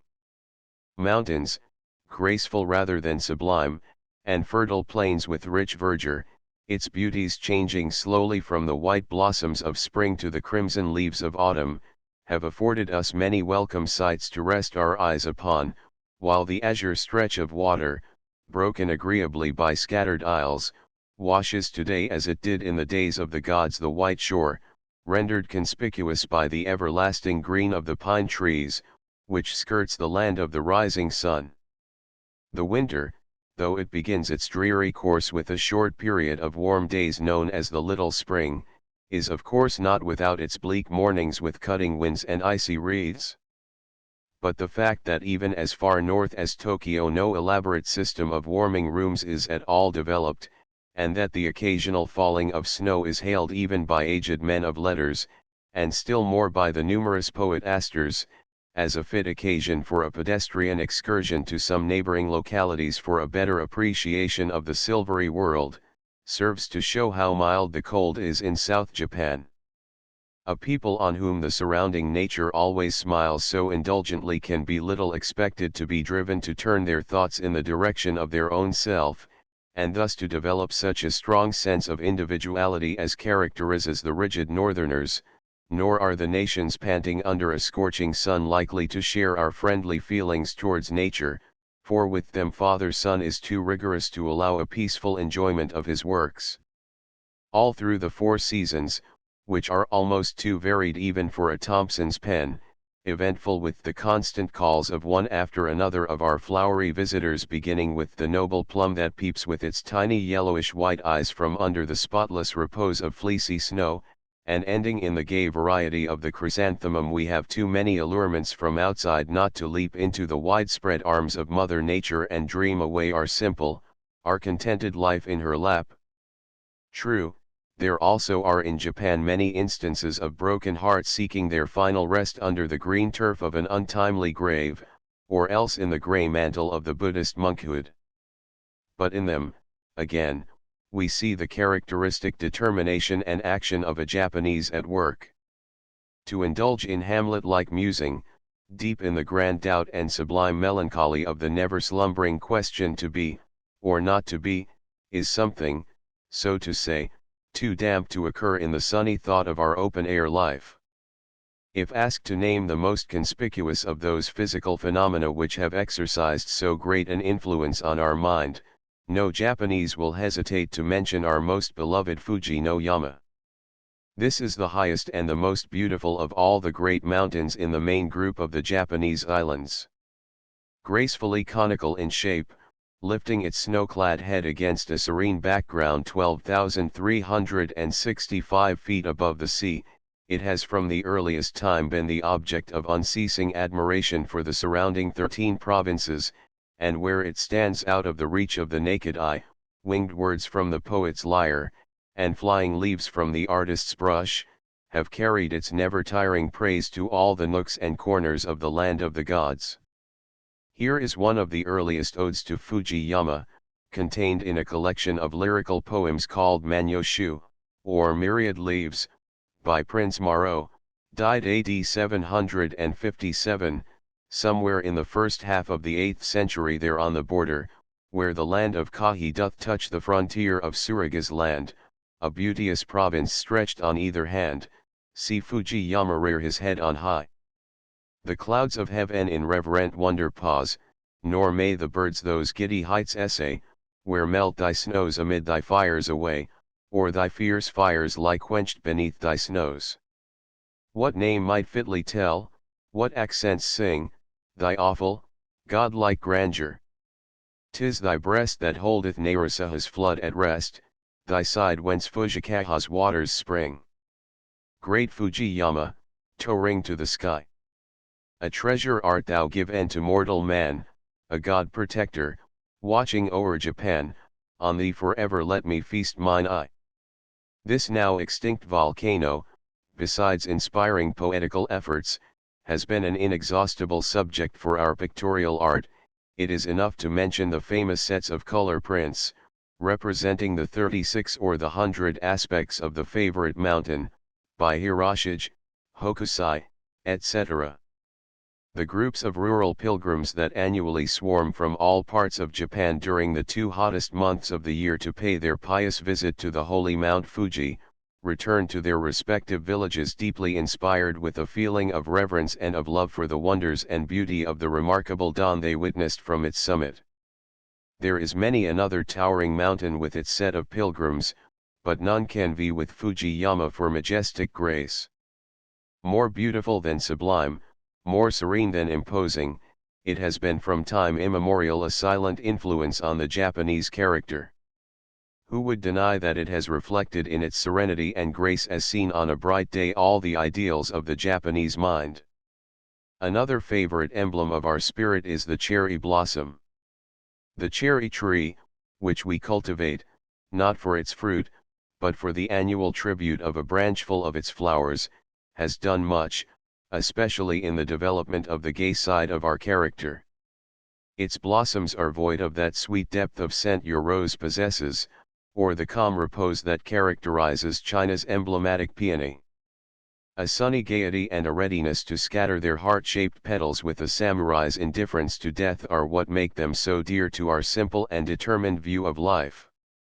There is an ode known to every Japanese by the great Motori Norinaga, 1730–1801 AD, which runs as follows: Shiki's hima no Yamata Gokoro wo Hito Toha Ba, Asahi ni Nehofu Jamazakarabana. Should anyone ask me what the spirit of Japan is like, I would point to the blossoms of the wild cherry tree bathing in the beams of the morning Sunday. These words, laconic as they are, represent, in my opinion, the fundamental truth about the Japanese mentality, its weak places as well as its strength. They give an incomparable key to the proper understanding of the whole people, whose ideal it has ever been to live and to die like the cherry blossoms, beneath which they have these tens of centuries spent their happiest hours every spring. The mention of a Japanese poem gives me an opportunity to say something about Japanese poetry. Like other early people, our forefathers in archaic time liked to express their thoughts in a measured form of language. The whole structure of the tongue being naturally melodious, on account of its consisting of open syllables with clear and sonorous vowels and little of the harsh consonantal elements in them, the number of syllables in a line has been almost the only feature that distinguished our poetry from ordinary prose composition. The taste for a lengthened form of poems had lost ground early, and already at the end of the 9th century after Christ the epigrammatic form exemplified above, consisting of 31 syllables, established itself as the ordinary type of the Japanese odes. This form subdivides itself into two parts, viz., the upper half containing 3 lines of 5, 7, and again 5 syllables, and the lower half consisting of 2 lines of 7 syllables each. This simplicity has made it impossible to express in it anything more than a pithy appeal to our lyrical nature. Epic poetry in the strict sense of the word has never been developed by us. But it must be noticed that it is the simplicity of form of our poetical expression that has put it within the reach of almost everybody. To all of us without distinction of class and sex has been accorded the sacred pleasure of satisfying and thus developing our poetical nature, so long as we had a subject to sing and could count syllables up to 31. The language resorted to in such a composition was at first the same as that in use in everyday life. But afterwards, as succeeding forms of the vernacular gradually deviated from the classical type, a special grammar along with a special vocabulary had to be studied by the would-be poet. This was avoided, however, by the development in the 16th century of a popular and still shorter form of ode called haiku, with much less strict regulations about syntax and phraseology. This ultra-short variety of Japanese poetry, consisting only of 17 syllables, is in form the upper half of the regular poem. Here is an example: Asagaho ni Tsurabi Toraridi Muramitsu. Sketchy as it is, this tells us that the composer Cho, having gone to her well one morning to draw water, found that some tendrils of the convolvulus had twined themselves around the rope. As a poetess and a woman of taste, she could not bring herself to disturb the dainty blossoms.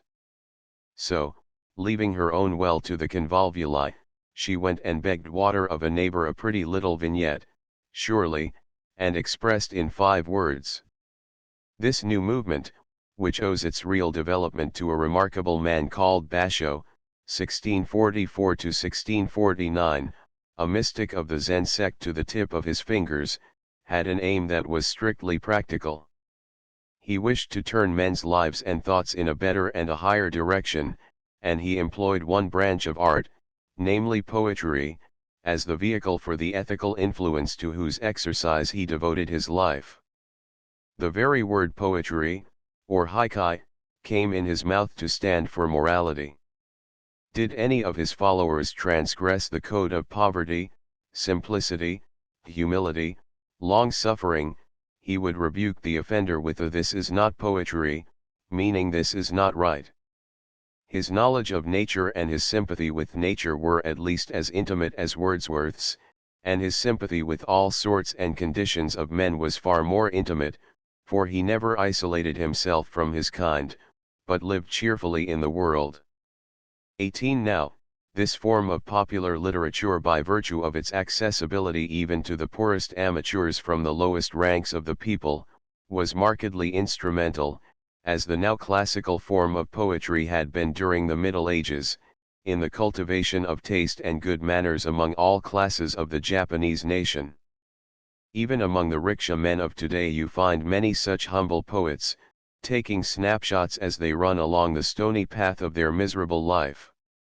I wonder if your hansom drivers are equally aspiring in this respect. In all these phases of the development of our poetry, we notice, as one of its peculiarities, a strong inclination to the exercise of the witty side of our nature. Even if we leave out of consideration the so-called pillow word, makarakotoba, so profusely resorted to in our ancient poems, part of which were nothing but a naive sort of jeu de mots, and the abundant use of other plays on words of later development, known as cake kataba, jo, shiku, etc., haikai no yuta, it is noteworthy that poems of a comic nature found a special place in the earliest imperial collection of Japanese odes named Koken Shifu, which was compiled in the year AD 908.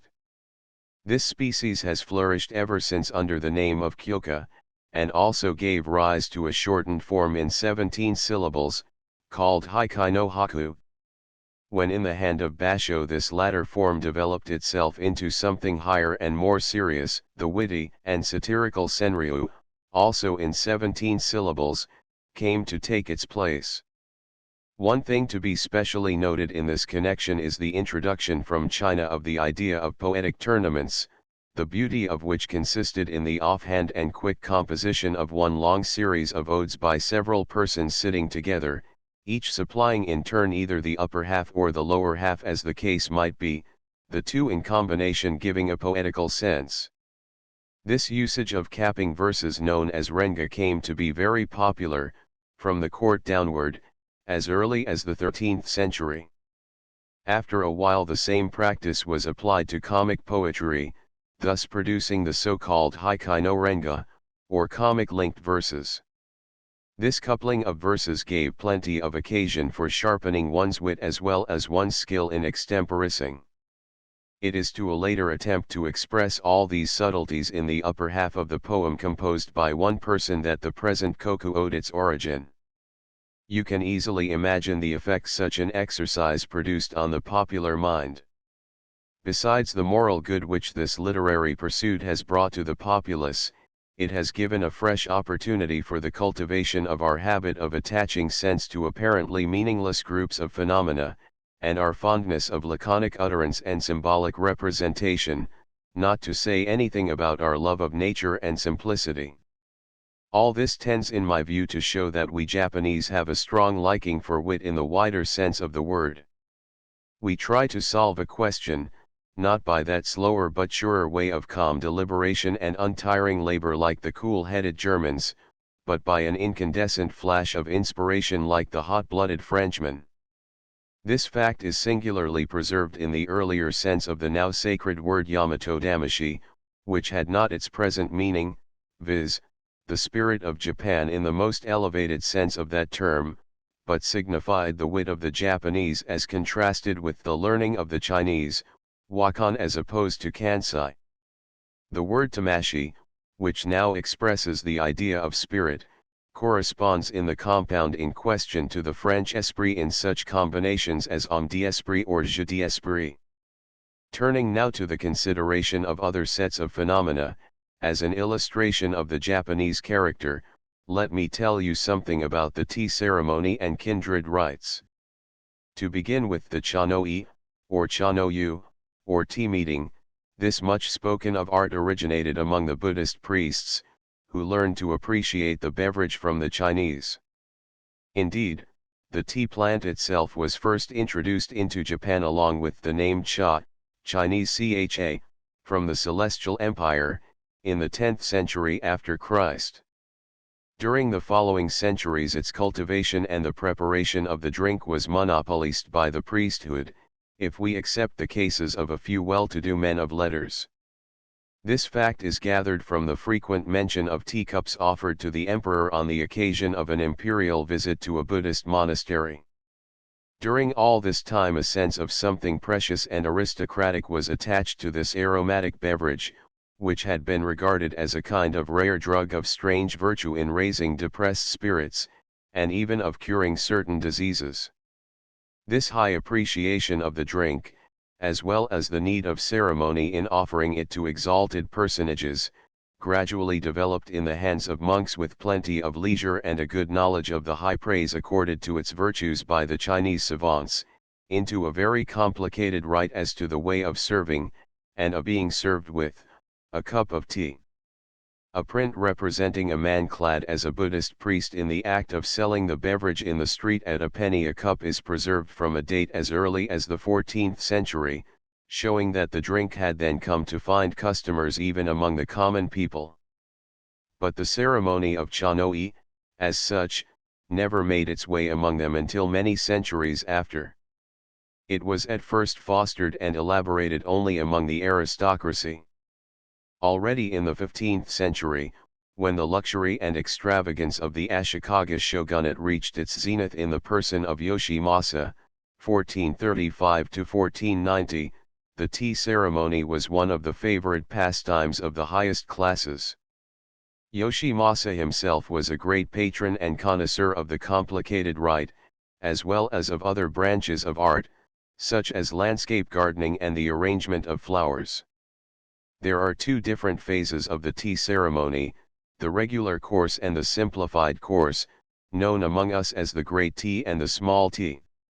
In either case, it might be defined in its present form as a system of cultivating good manners as applied to daily life, with the serving and drinking of a cup of tea at its center. The main stress is laid on ensuring outwardly a graceful carriage, and inwardly presence of mind. As with the national form of wrestling known as jiu-jitsu, with its careful analysis of every push and pull down to the minutest details, so with the chanoi, every move of body and limb in walking and sitting during the whole ceremony has been fully studied and worked out so as to give it the most graceful form conceivable. At the same time the calm and self-control shown by the partaker in the rite is regarded as an essential element in the performance, without which ultimate success in it will be quite impossible. So it is more a physical and moral training than a mere amusement or a simple quenching of thirst.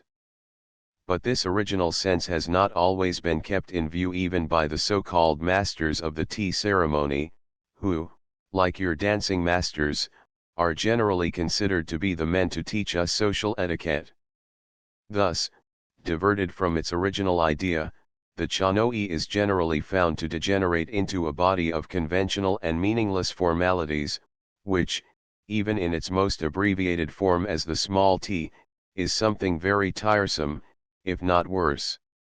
To sit a la Japonis, not a la Turk, which is not considered polite, for an hour, if not for hours together, on the matted floor to see the celebration of the monotonous rite, daring to talk only little, and even then not above a whisper, in the smallest imaginable tea room, is not what even a born Japanese of the present day can much appreciate, much less so Europeans, who would prefer being put in the stocks, unless they be themselves chajin or tea ceremonialists, that is to say, eccentrics. How to open the sliding door, how to shut it each time, how to bring and arrange the several utensils, with their several prescribed ways of being handled, into the tea room, how to sit down noiselessly in front of the boiling kettle which hangs over a brazier, how to open the lid of the kettle, how to put tea powder in the cup, how to pour hot water over it, how to stir the now green water with a bamboo brush, how to give the mixture a head of foam, how and where to place the cup ready for the expecting drinker, this on the part of the person playing the host or hostess, and now on the part of the guest how to take a sweet from the dish before him in preparation for the coming aromatic drink, how to take up the cup now given him, how to hold it with both hands, how to give it a gentle stir, how to drink it up in 3 sips and a half, how to wipe off the trace of the sipping left on the edge of the cup, how to turn the cup horizontally round, how to put it down within the reach of his host or hostess, etc., etc., ad infinitum. These are some of the essential items to be learned and practiced. And for every one of them there is a prescribed form, even to the slightest move and curve in which a finger should be bent or stretched, always in strict accordance with the attitude of other bodies in direct connection with it. The whole ceremony in its degenerated form is an aggregate of an immense number of come ilfos, with practically no margin for personal taste. But even behind its present frigidity we cannot fail to discern the true idea and the good it has worked in past centuries. It has done a great deal of good, especially in those rough days at the end of the 16th century, when great warriors returning blood-stained from the field of battle learned how to bow their haughty necks in admiration of the curves of beauty, and how to listen to the silvery note of a boiling tea kettle. They could not help their stern faces melting into a naive smile in the serene simplicity of the tea room, whose arrangement, true to the Zen taste to the very last detail of its structure, showed a studied avoidance of ostentation in form and color.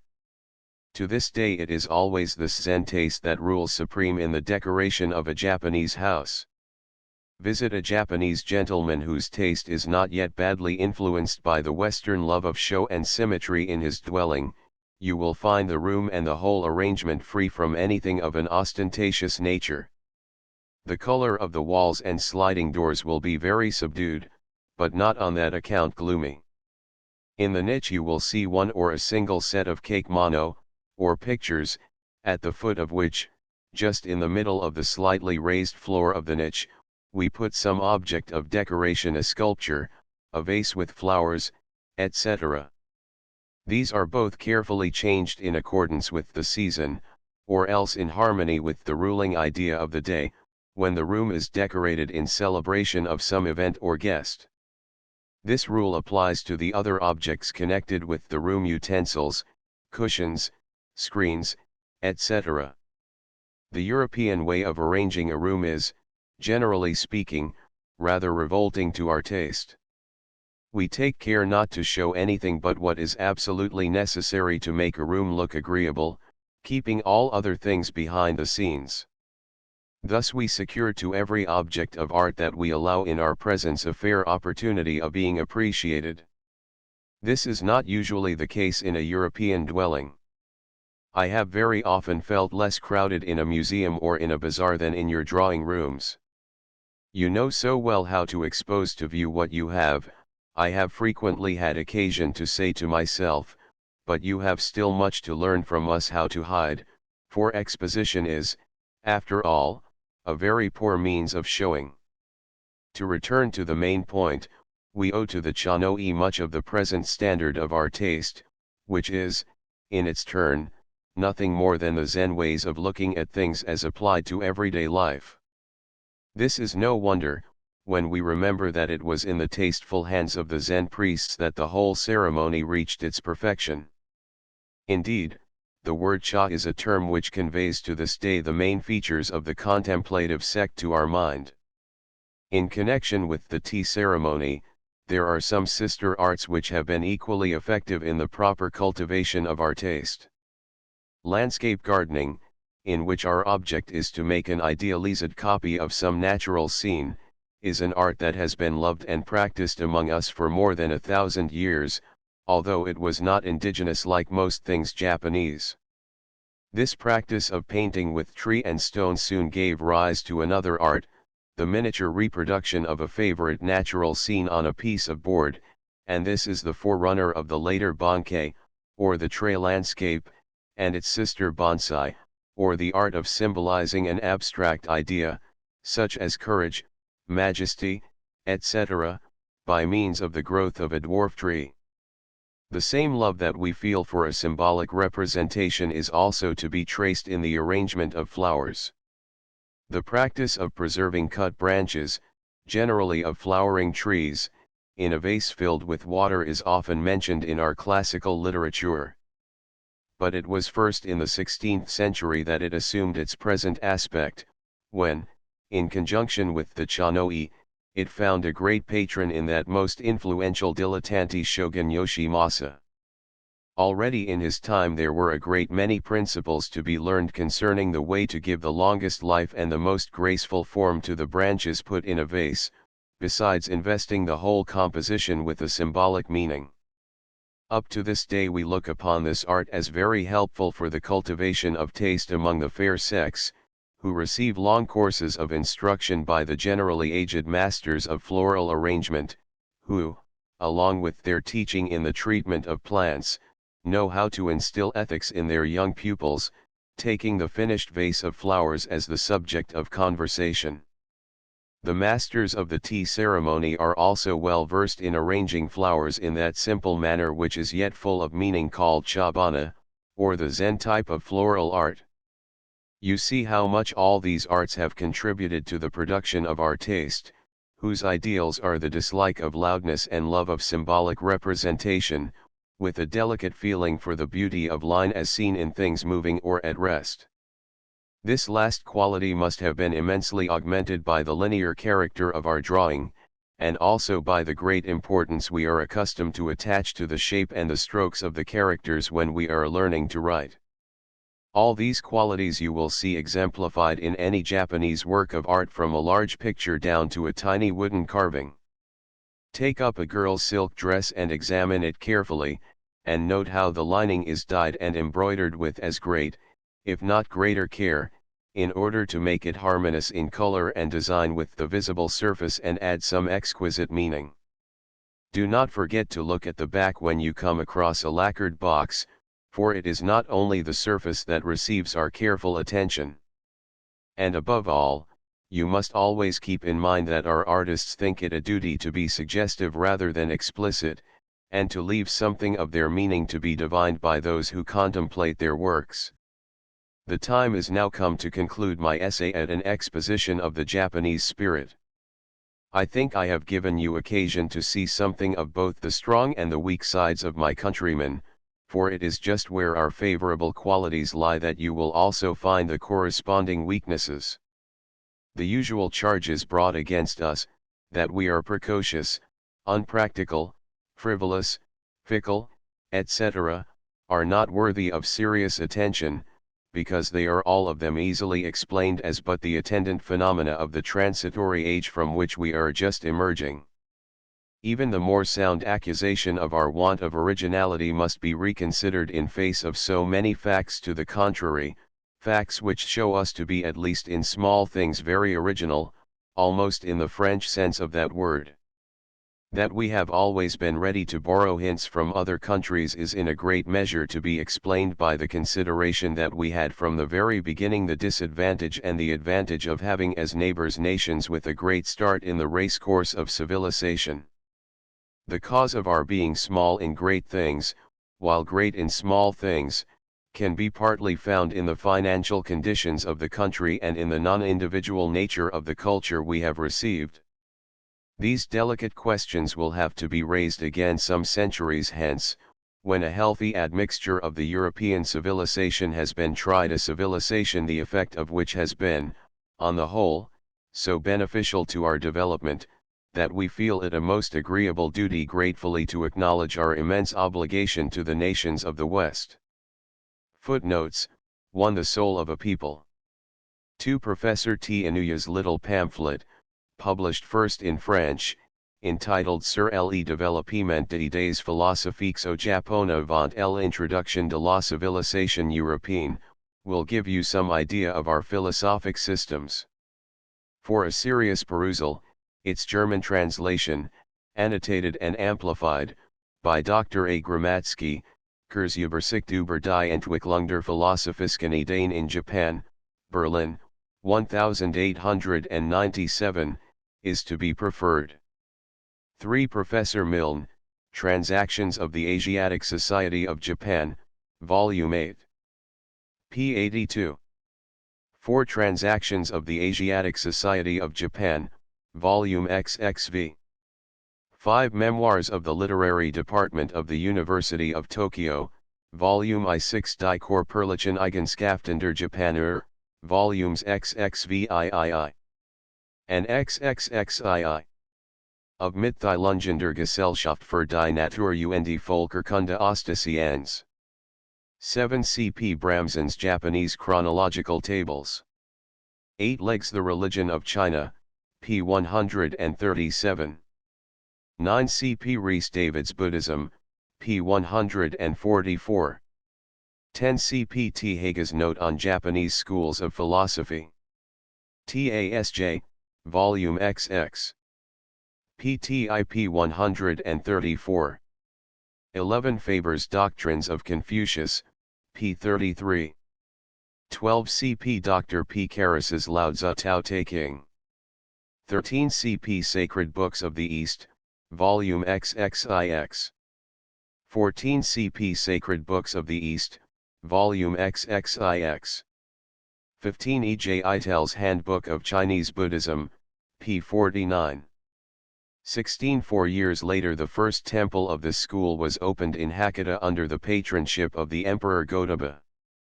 17 The first mention in books of a similar mode of death dates from the latter part of the 12th century. But it does not seem that the custom became universal until a considerably later period. 18 B. H. Chamberlain's Basho and the Japanese Epigram, TASJ, Volume XXX. pt. 2. End of the Project Gutenberg ebook. The Japanese Spirit updated editions will replace the previous one. The old editions will be renamed. Creating the works from print editions not protected by U.S. copyright law means that no one owns a United States copyright in these works, so the Foundation, and you, can copy and distribute it in the United States without permission and without paying copyright royalties. Special rules, set forth in the General Terms of Use part of this license, apply to copying and distributing Project Gutenberg trademark electronic works to protect the Project Gutenberg trademark concept and trademark. Project Gutenberg is a registered trademark, and may not be used if you charge for an e-book, except by following the terms of the trademark license, including paying royalties for use of the Project Gutenberg trademark. If you do not charge anything for copies of this ebook, complying with the trademark license is very easy. You may use this ebook for nearly any purpose such as creation of derivative works, reports, performances, and research. Project Gutenberg ebooks may be modified and printed and given away. You may do practically anything in the United States with ebooks not protected by U.S. copyright law. Redistribution is subject to the trademark license, especially commercial redistribution. Start, full license. The full Project Gutenberg license. Please read this before you distribute or use this work to protect the Project Gutenberg trademark mission of promoting the free distribution of electronic works, by using or distributing this work, or any other work associated in any way with the phrase Project Gutenberg. You agree to comply with all the terms of the full Project Gutenberg trademark license available with this file or online at www.gutenberg.org/license. Section 1. General Terms of Use and Redistributing Project Gutenberg Trademark Electronic Works 1.a. By reading or using any part of this Project Gutenberg trademark electronic work, you indicate that you have read, understand, agree to and accept all the terms of this license and intellectual property, trademark/copyright, agreement. If you do not agree to abide by all the terms of this agreement, you must cease using and return or destroy all copies of Project Gutenberg trademark electronic works in your possession. If you paid a fee for obtaining a copy of or access to a Project Gutenberg trademark electronic work and you do not agree to be bound by the terms of this agreement, you may obtain a refund from the person or entity to whom you paid the fee as set forth in paragraph 1.e.8. 1.b Project Gutenberg is a registered trademark. It may only be used on or associated in any way with an electronic work by people who agree to be bound by the terms of this agreement. There are a few things that you can do with most Project Gutenberg trademark electronic works even without complying with the full terms of this agreement. See paragraph 1.c below. There are a lot of things you can do with Project Gutenberg trademark electronic works if you follow the terms of this agreement and help preserve free future access to Project Gutenberg trademark electronic works. See paragraph 1.e below. 1.c. The Project Gutenberg Literary Archive Foundation, the foundation or PGLOF, owns a compilation copyright in the collection of Project Gutenberg trademark electronic works. Nearly all the individual works in the collection are in the public domain in the United States. If an individual work is unprotected by copyright law in the United States and you are located in the United States, we do not claim a right to prevent you from copying, distributing, performing, displaying, or creating derivative works based on the work as long as all references to Project Gutenberg are removed. Of course, we hope that you will support the Project Gutenberg trademark mission of promoting free access to electronic works by freely sharing Project Gutenberg trademark works in compliance with the terms of this agreement for keeping the Project Gutenberg trademark name associated with the work. You can easily comply with the terms of this agreement by keeping this work in the same format with its attached full Project Gutenberg trademark license when you share it without charge with others. 1.d. The copyright laws of the place where you are located also govern what you can do with this work. Copyright laws in most countries are in a constant state of change. If you are outside the United States, check the laws of your country in addition to the terms of this agreement before downloading, copying, displaying, performing, distributing or creating derivative works based on this work or any other Project Gutenberg trademark work. The Foundation makes no representations concerning the copyright status of any work in any country other than the United States. 1.e Unless you have removed all references to Project Gutenberg, 1.e.1. The following sentence, with active links to, or other immediate access to, the full Project Gutenberg trademark license must appear prominently whenever any copy of a Project Gutenberg trademark work, any work on which the phrase Project Gutenberg appears, or with which the phrase Project Gutenberg is associated, is accessed, displayed, performed, viewed, copied or distributed. This ebook is for the use of anyone anywhere in the United States and most other parts of the world at no cost and with almost no restrictions whatsoever. You may copy it, give it away or reuse it under the terms of the Project Gutenberg license included with this ebook or online at www.gutenberg.org. If you are not located in the United States, you will have to check the laws of the country where you are located before using this ebook. 1.e.2. If an individual Project Gutenberg trademark electronic work is derived from texts not protected by U.S. copyright law, does not contain a notice indicating that it is posted with permission of the copyright holder, the work can be copied and distributed to anyone in the United States without paying any fees or charges. If you are redistributing or providing access to a work with the phrase Project Gutenberg associated with or appearing on the work, you must comply either with the requirements of paragraphs 1.e.1 through 1.e.7 or obtain permission for the use of the work and the Project Gutenberg trademark as set forth in paragraphs 1.e.8 or 1.e.9.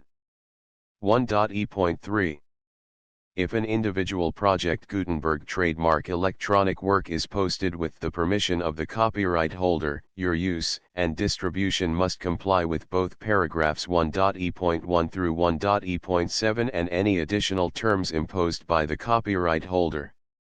Additional terms will be linked to the Project Gutenberg trademark license for all works posted with the permission of the copyright holder found at the beginning of this work.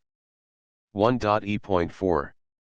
Do not unlink or detach or remove the full Project Gutenberg trademark license terms from this work, or any files containing a part of this work or any other work associated with Project Gutenberg trademark.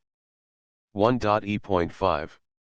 Do not copy, display, perform, distribute or redistribute this electronic work, or any part of this electronic work, without prominently displaying the sentence set forth in paragraph 1.e.1 with active links or immediate access to the full terms of the Project Gutenberg trademark license. 1.e.6.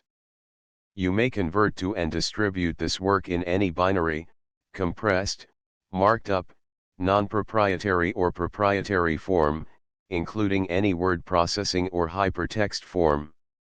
However, if you provide access to or distribute copies of a Project Gutenberg trademark work in a format other than plain vanilla ASCII or other format used in the official version posted on the official Project Gutenberg trademark website, www.gutenberg.org, you must, at no additional cost, fee, or expense to the user, provide a copy, a means of exporting a copy, or a means of obtaining a copy upon request, of the work in its original plain vanilla ASCII or other form.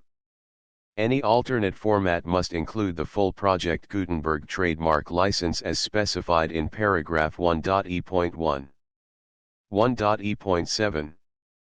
Do not charge a fee for access to, viewing, displaying, performing, copying or distributing any Project Gutenberg trademark works unless you comply with paragraph 1.e.8 or 1.e.9.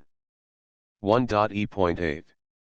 You may charge a reasonable fee for copies of or providing access to or distributing Project Gutenberg trademark electronic works provided that, you pay a royalty fee of 20% of the gross profits you derive from the use of Project Gutenberg trademark works calculated using the method you already use to calculate your applicable taxes.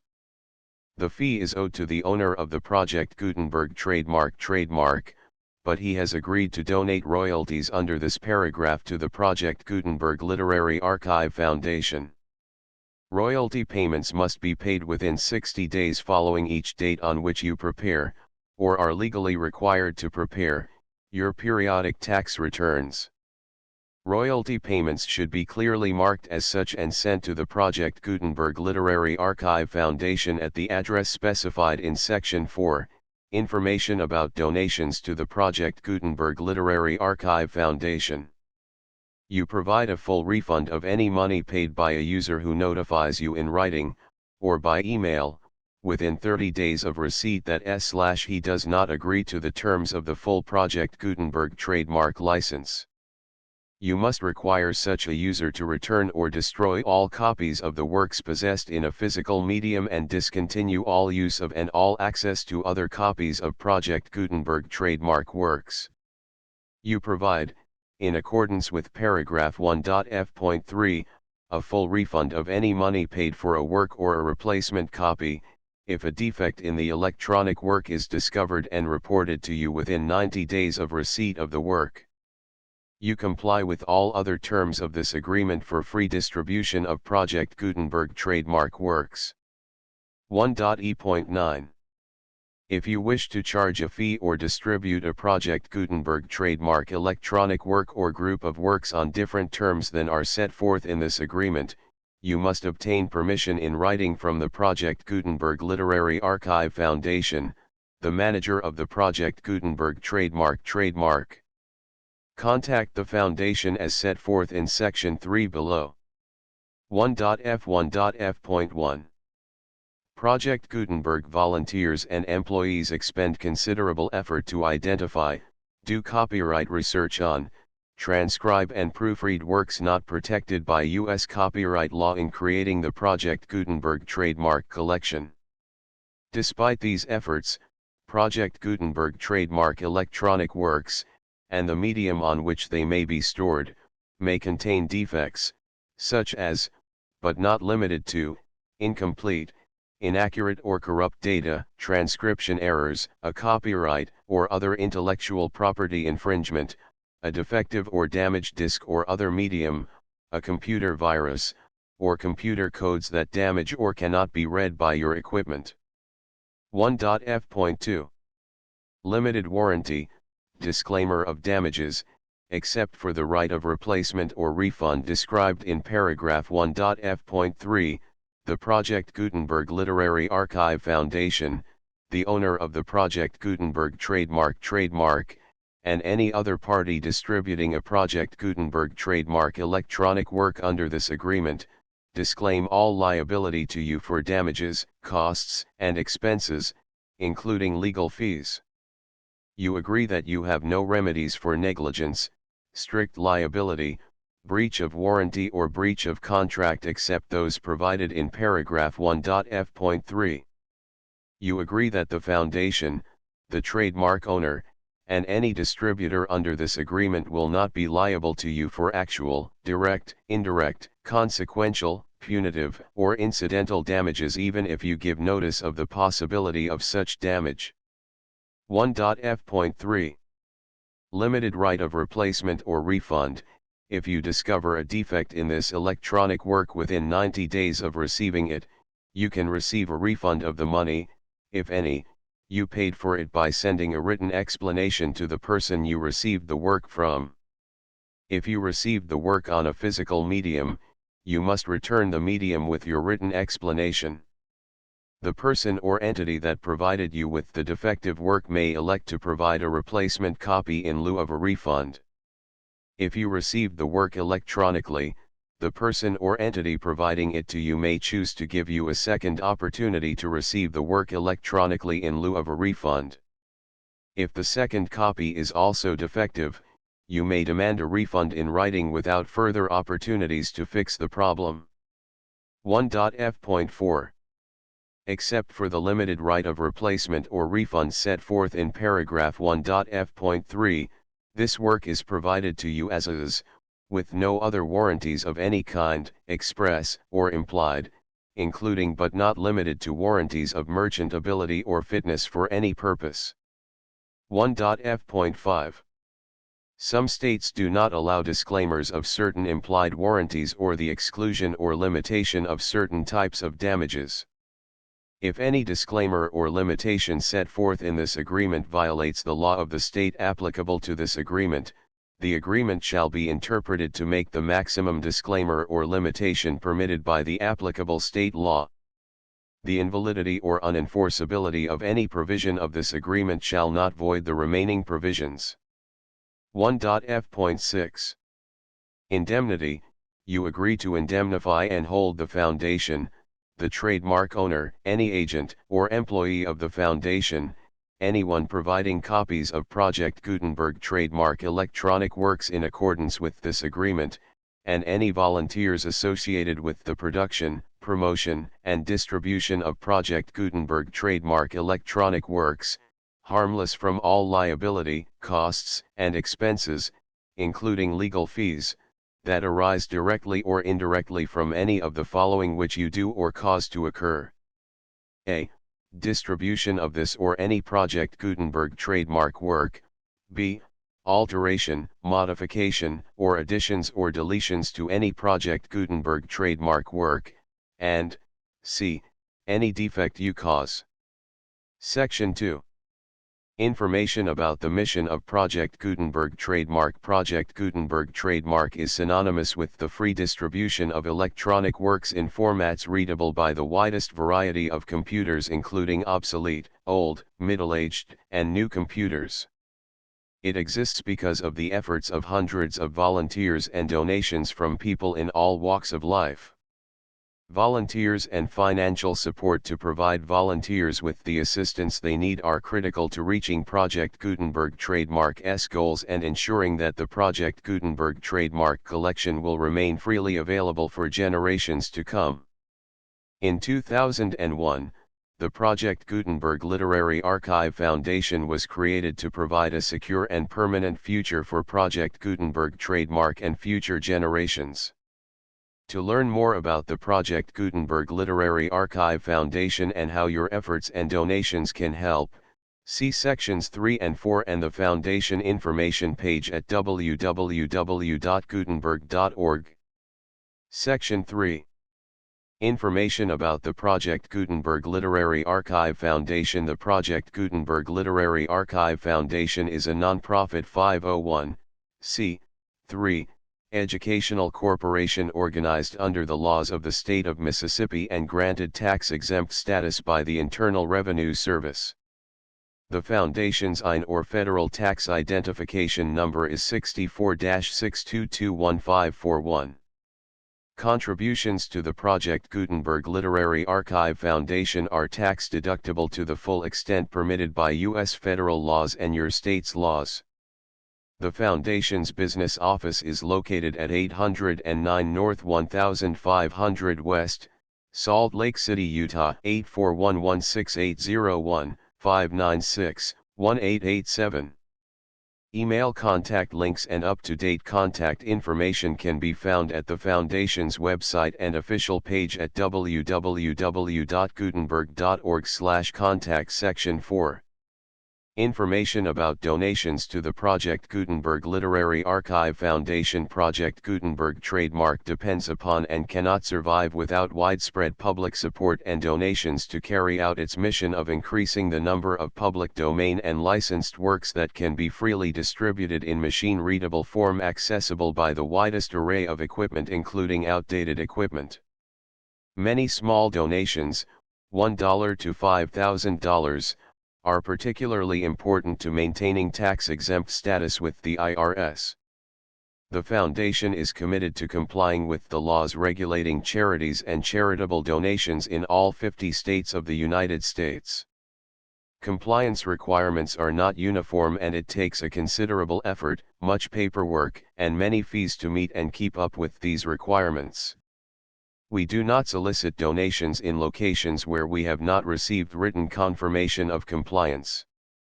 To send donations or determine the status of compliance for any particular state, visit www.gutenberg.org/donate. While we cannot and do not solicit contributions from states where we have not met the solicitation requirements, we know of no prohibition against accepting unsolicited donations from donors in such states who approach us with offers to donate. International donations are gratefully accepted, but we cannot make any statements concerning tax treatment of donations received from outside the United States. U.S. laws alone swamp our small staff. Please check the Project Gutenberg web pages for current donation methods and addresses. Donations are accepted in a number of other ways including checks, online payments, and credit card donations. To donate, please visit www.gutenberg.org/donate. Section 5. General information about Project Gutenberg trademark electronic works. Professor Michael S. Hart was the originator of the Project Gutenberg trademark concept of a library of electronic works that could be freely shared with anyone. For 40 years, he produced and distributed Project Gutenberg trademark ebooks with only a loose network of volunteer support. Project Gutenberg trademark ebooks are often created from several printed editions, all of which are confirmed as not protected by copyright in the U.S. unless a copyright notice is included. Thus, we do not necessarily keep ebooks in compliance with any particular paper edition. Most people start at our website, which has the main PG search facility, www.gutenberg.org. This website includes information about Project Gutenberg trademark, including how to make donations to the Project Gutenberg Literary Archive Foundation, how to help produce our new ebooks, and how to subscribe to our email newsletter to hear about new ebooks. The Japanese Spirit. Okakura Yoshisaburo with an introduction. George Meredith, New York. James Pott & Co. 1905. Preface. Introduction. The Japanese Spirit. Footnotes: the full Project Gutenberg license.